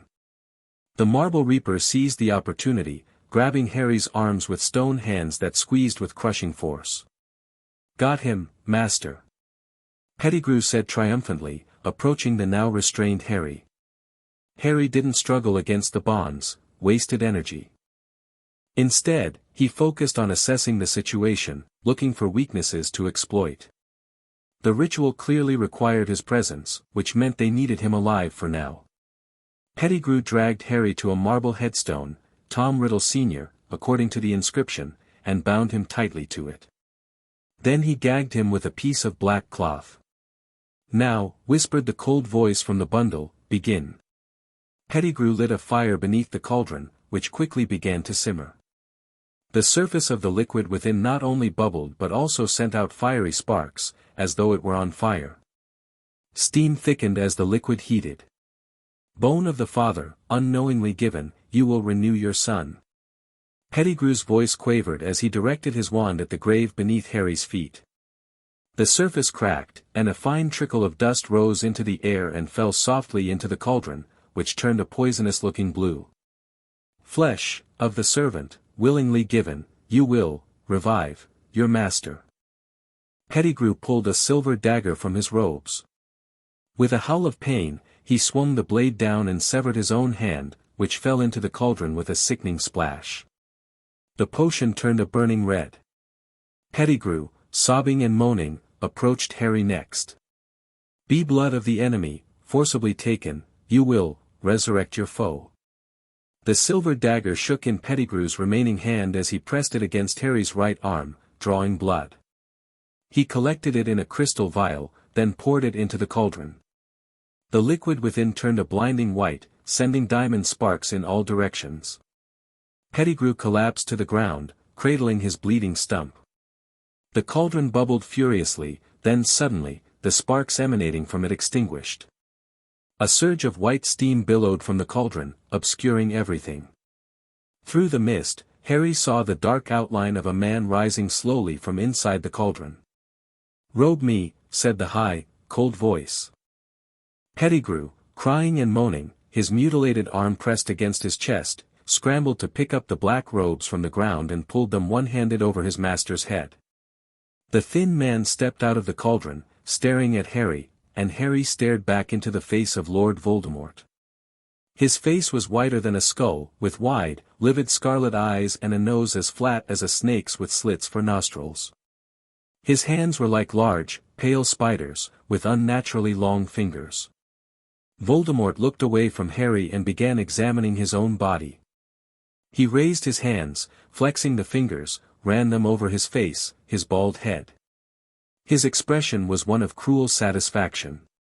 "My wand, Worm-tail," he said quietly. Pettigrew pulled a wand from his robes and placed it in his master's outstretched hand. "Hold out your arm," Voldemort instructed lazily. "Oh master, thank you, master." Pettigrew extended his bloody stump. "The other arm, Worm-tail." "Master, please, please." Voldemort bent down and pulled out Pettigrew's left arm, forcing the sleeve of his robes up to expose the dark mark, a vivid red skull with a snake protruding from its mouth. He pressed his long white forefinger to the brand, and Pettigrew howled in pain. "How many will be brave enough to return when they feel it?" Voldemort whispered. "And how many will be foolish enough to stay away?" He began to pace, his red eyes gleaming in the darkness.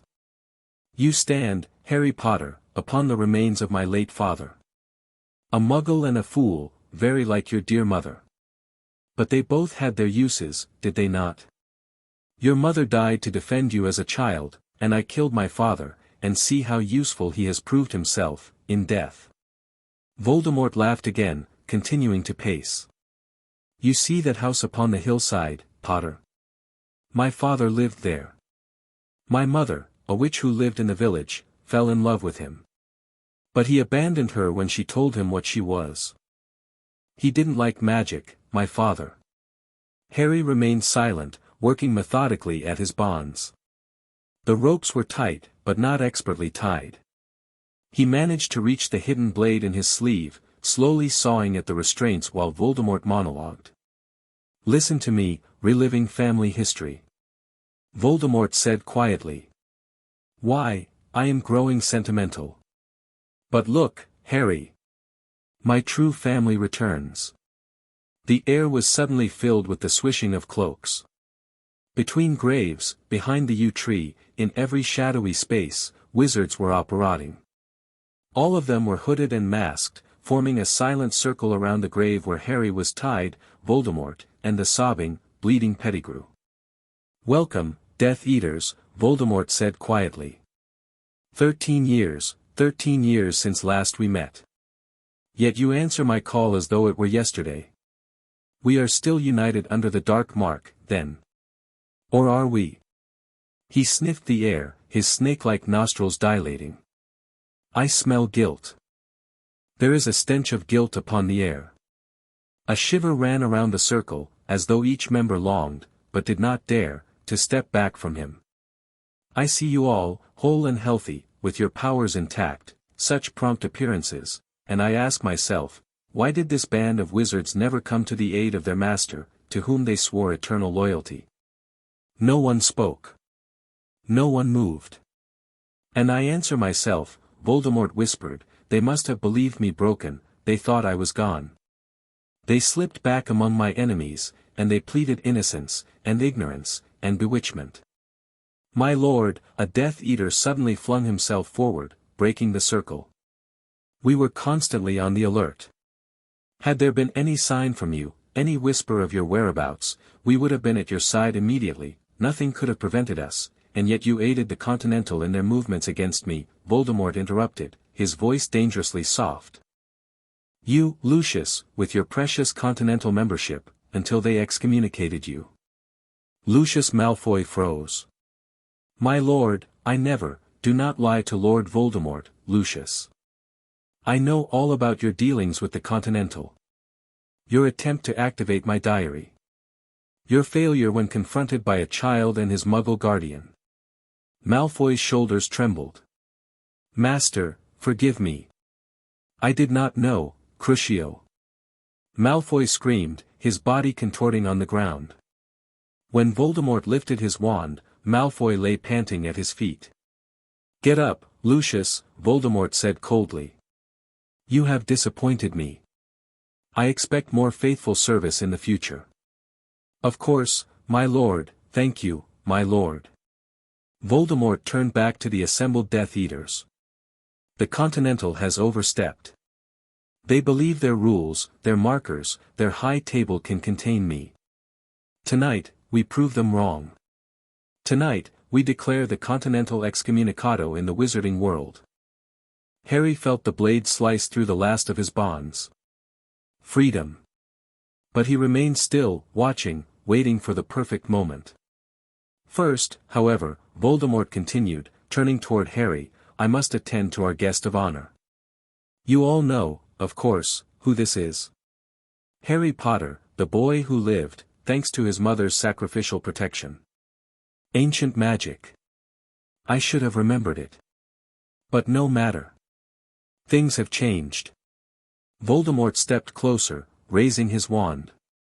I can touch him now. He pressed a long white finger against Harry's scar, sending white-hot pain searing through his head.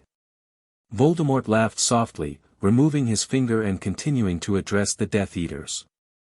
I miscalculated, my friends. I was careless. And so I was destroyed by a mother's love. But no matter. I can touch him now.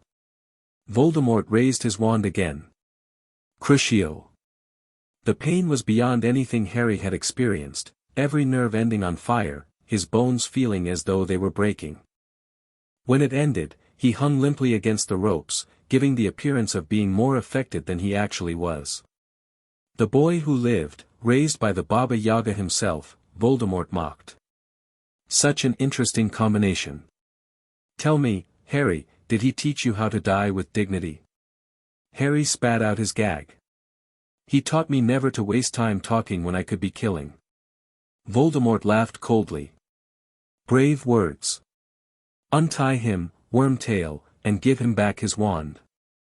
I'm going to demonstrate that the Continental's training means nothing against Lord Voldemort. Pettigrew approached nervously, unaware that Harry had already freed himself.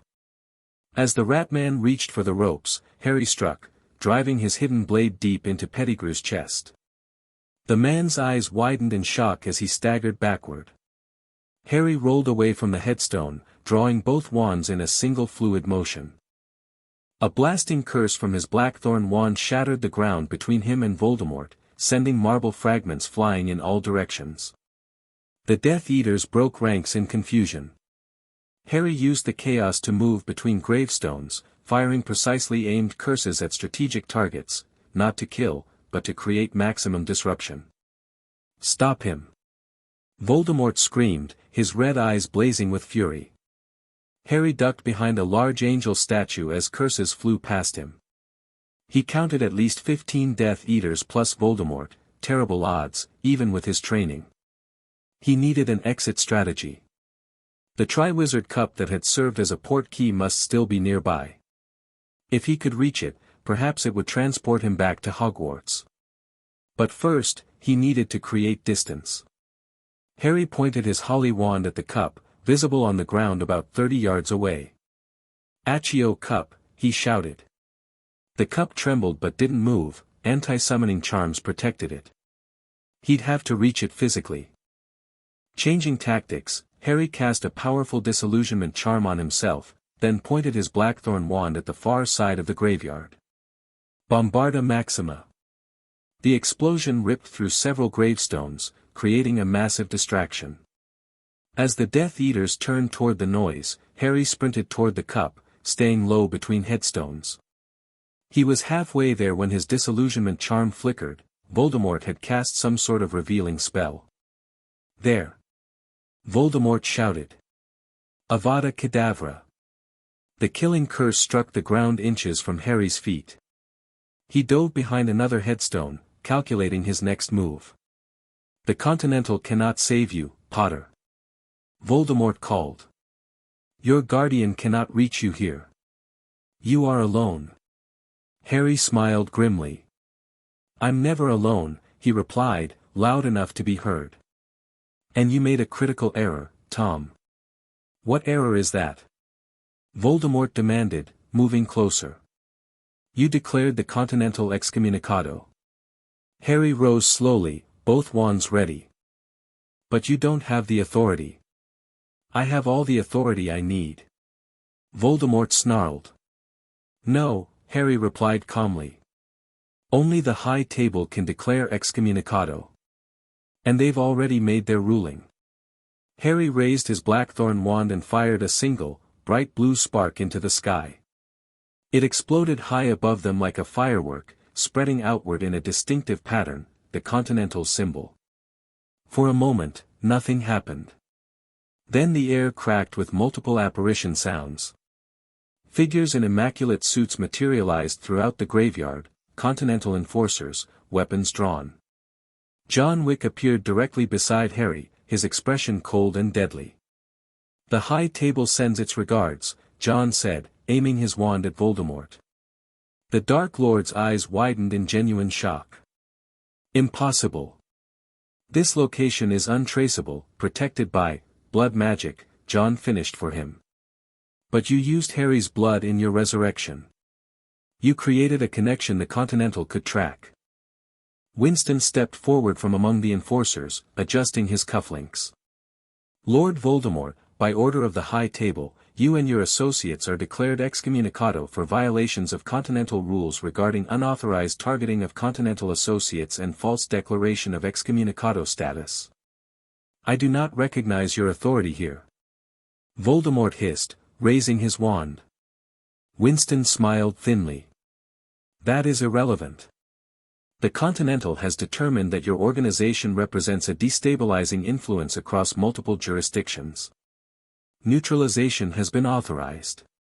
Kill them all." Voldemort ordered his Death Eaters. The graveyard erupted in chaos. Continental enforcers moved with lethal precision, engaging the Death Eaters with both magical and Muggle weapons. Unlike Aurors or Order members, they showed no hesitation in using deadly force. John positioned himself protectively near Harry. "The port key," he said tersely. "We need to get you out." "Not without finishing this," Harry replied, ducking as a curse sailed overhead. "The Continental will handle the Death Eaters. Voldemort is the priority. Harry nodded in understanding. He'll try to escape once he realizes he's outmatched.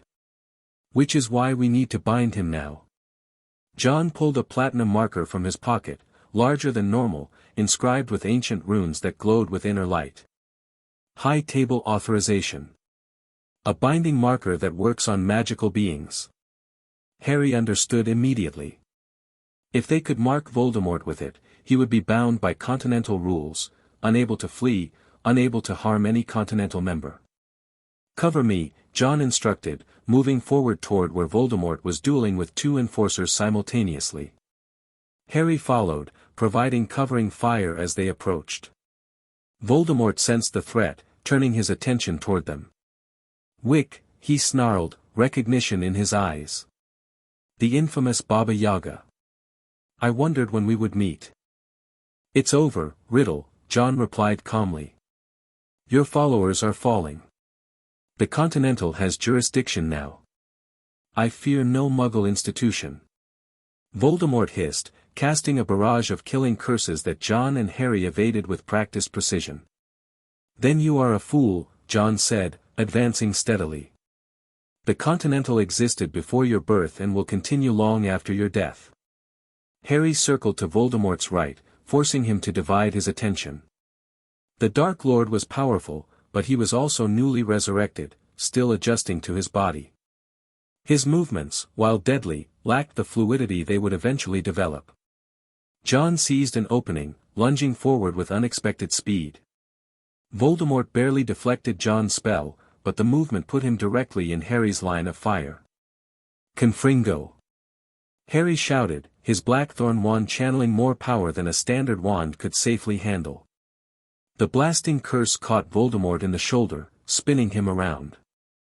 John pressed the advantage, closing the distance and slapping the marker directly onto Voldemort's chest. The platinum coin sank into the Dark Lord's flesh, the runes glowing white-hot as they bound themselves to him. Voldemort screamed in genuine pain and outrage. What have you done? He shrieked, clawing at his chest. Marked you, John replied simply. By continental law, you are bound to face judgment. I am Lord Voldemort, he roared, raising his wand toward John.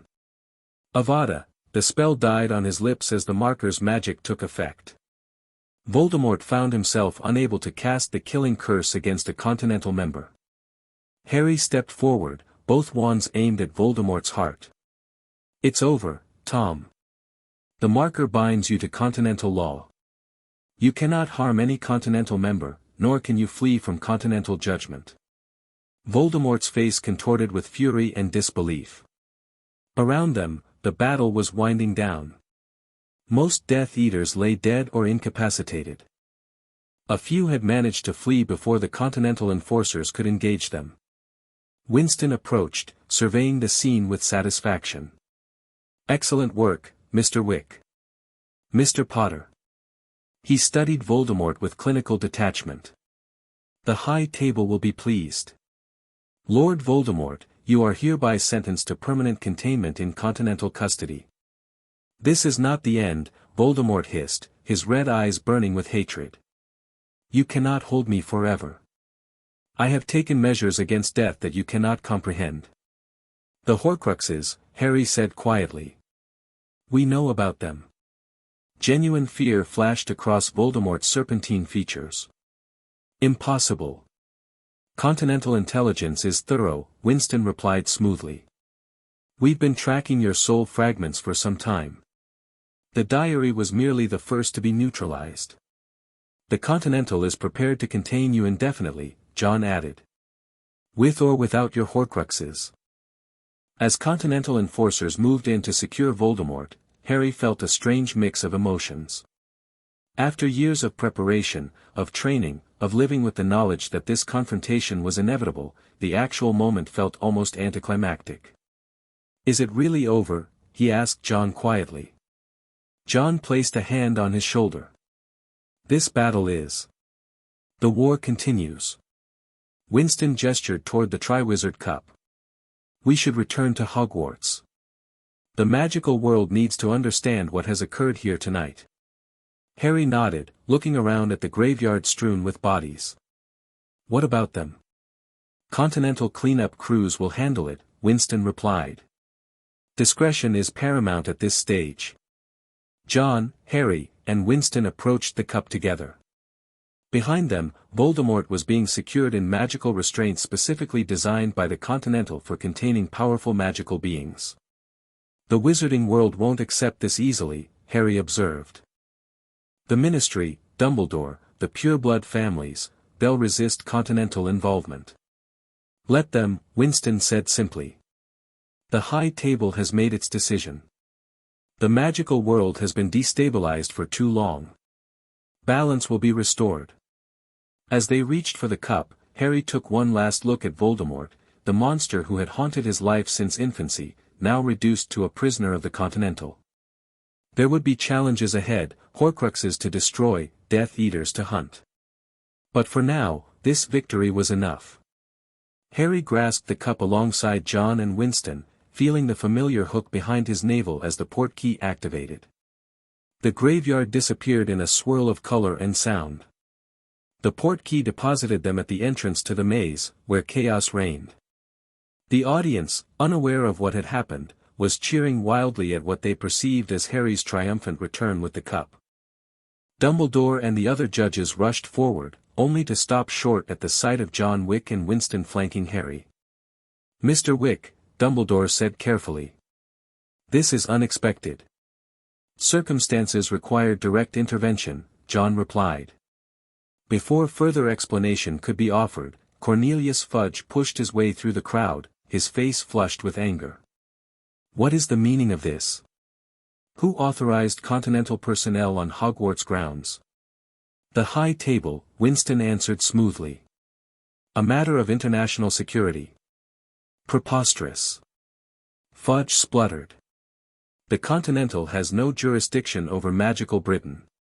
On the contrary, Minister, Winston replied, producing an ancient-looking document bearing the seals of both the Ministry and the High Table. The Treaty of 1693 specifically authorizes continental intervention in cases of existential threats to magical stability. Fudge stared at the document, his face growing pale. That treaty hasn't been invoked in centuries. It has been now, Harry said firmly.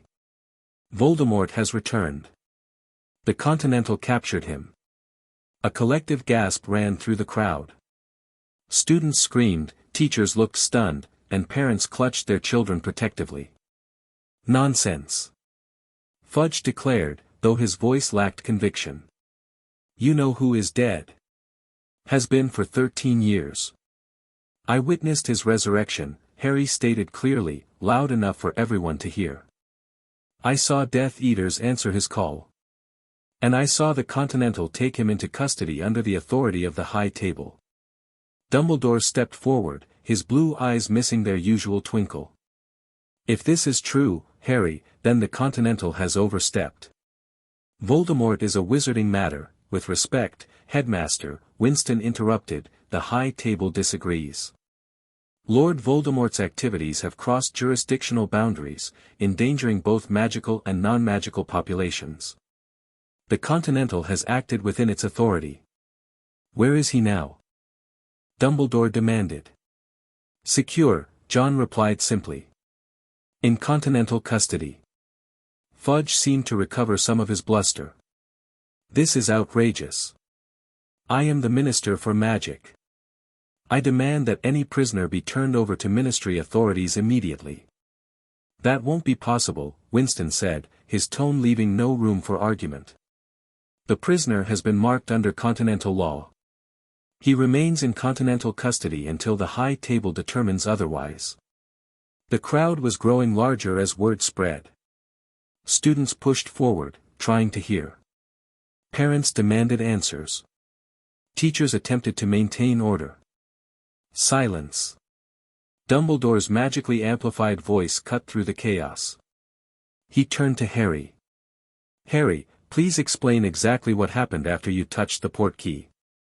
Harry recounted the events in the graveyard, Voldemort's resurrection, the arrival of the Death Eaters, and the Continental's intervention. With each detail, Fudge's face grew paler, while Dumbledore's grew graver. "This cannot stand," Fudge declared when Harry finished. "The Continental cannot simply take control of magical affairs. The Statute of Secrecy remains intact," Winston assured him. "The Continental has maintained the separation between magical and non-magical worlds for centuries. We simply ensure that threats to both are neutralized efficiently." "Minister," Dumbledore said quietly, "perhaps we should continue this discussion in private. The students have been through enough tonight." Fudge hesitated, then nodded stiffly. "My office. Tomorrow morning. I expect full Continental representation and explanations." "The High Table will send appropriate delegates," Winston agreed. As the crowd began to disperse under the teacher's direction, Harry found himself surrounded by his friends. Hermione rushed forward, throwing her arms around him. "Harry! We were so worried. When you disappeared with the cup." "I'm fine," Harry assured her, returning the hug briefly. Ron stood nearby, his face pale. "Is it true? You know who really came back?" "Yes," Harry confirmed. "But he's contained now." "Bloody hell," Ron whispered. "And your dad just showed up with the Continental to take him down?" "Something like that," Harry said with a small smile. The Weasleys approached next, Mrs. Weasley pulling Harry into a bone-crushing embrace. "Oh, Harry. When they said you'd vanished, we were terrified." "I'm okay, Mrs. Weasley," Harry assured her, gently extracting himself. John stood a few paces away, watching the interactions with his usual stoic expression. To most observers, he appeared unmoved by the evening's events. But Harry could see the subtle signs of relief in his posture, the minute relaxation around his eyes. As the crowd thinned, Sirius approached in his human form, no longer concerned about being recognized now that the Continental had officially intervened. "Good work," he told Harry quietly. "James and Lily would be proud." "There's still work to do," Harry replied. "The Horcruxes are being handled," Sirius assured him. "Continental teams are already moving on the locations we identified. The locket at Grimmauld Place, the cup in the Lestrange vault, the diadem here at Hogwarts. And the snake?" "Neutralized in the graveyard," John confirmed, joining them. "That leaves only one." Harry touched his scar unconsciously. "Me. The Continental's Magical Research Division has been studying the problem," John said. "There are options that don't require your death." "And what about after?" Harry asked. "Once the Horcruxes are gone and Voldemort is truly mortal." John and Sirius exchanged glances. "The High Table will determine his fate," John said. "But the outcome is not in doubt." Harry nodded, understanding the implication. The Continental didn't maintain long-term prisoners. Once Voldemort was rendered truly mortal, his execution would be swift and permanent. "And the Wizarding world?" Harry pressed.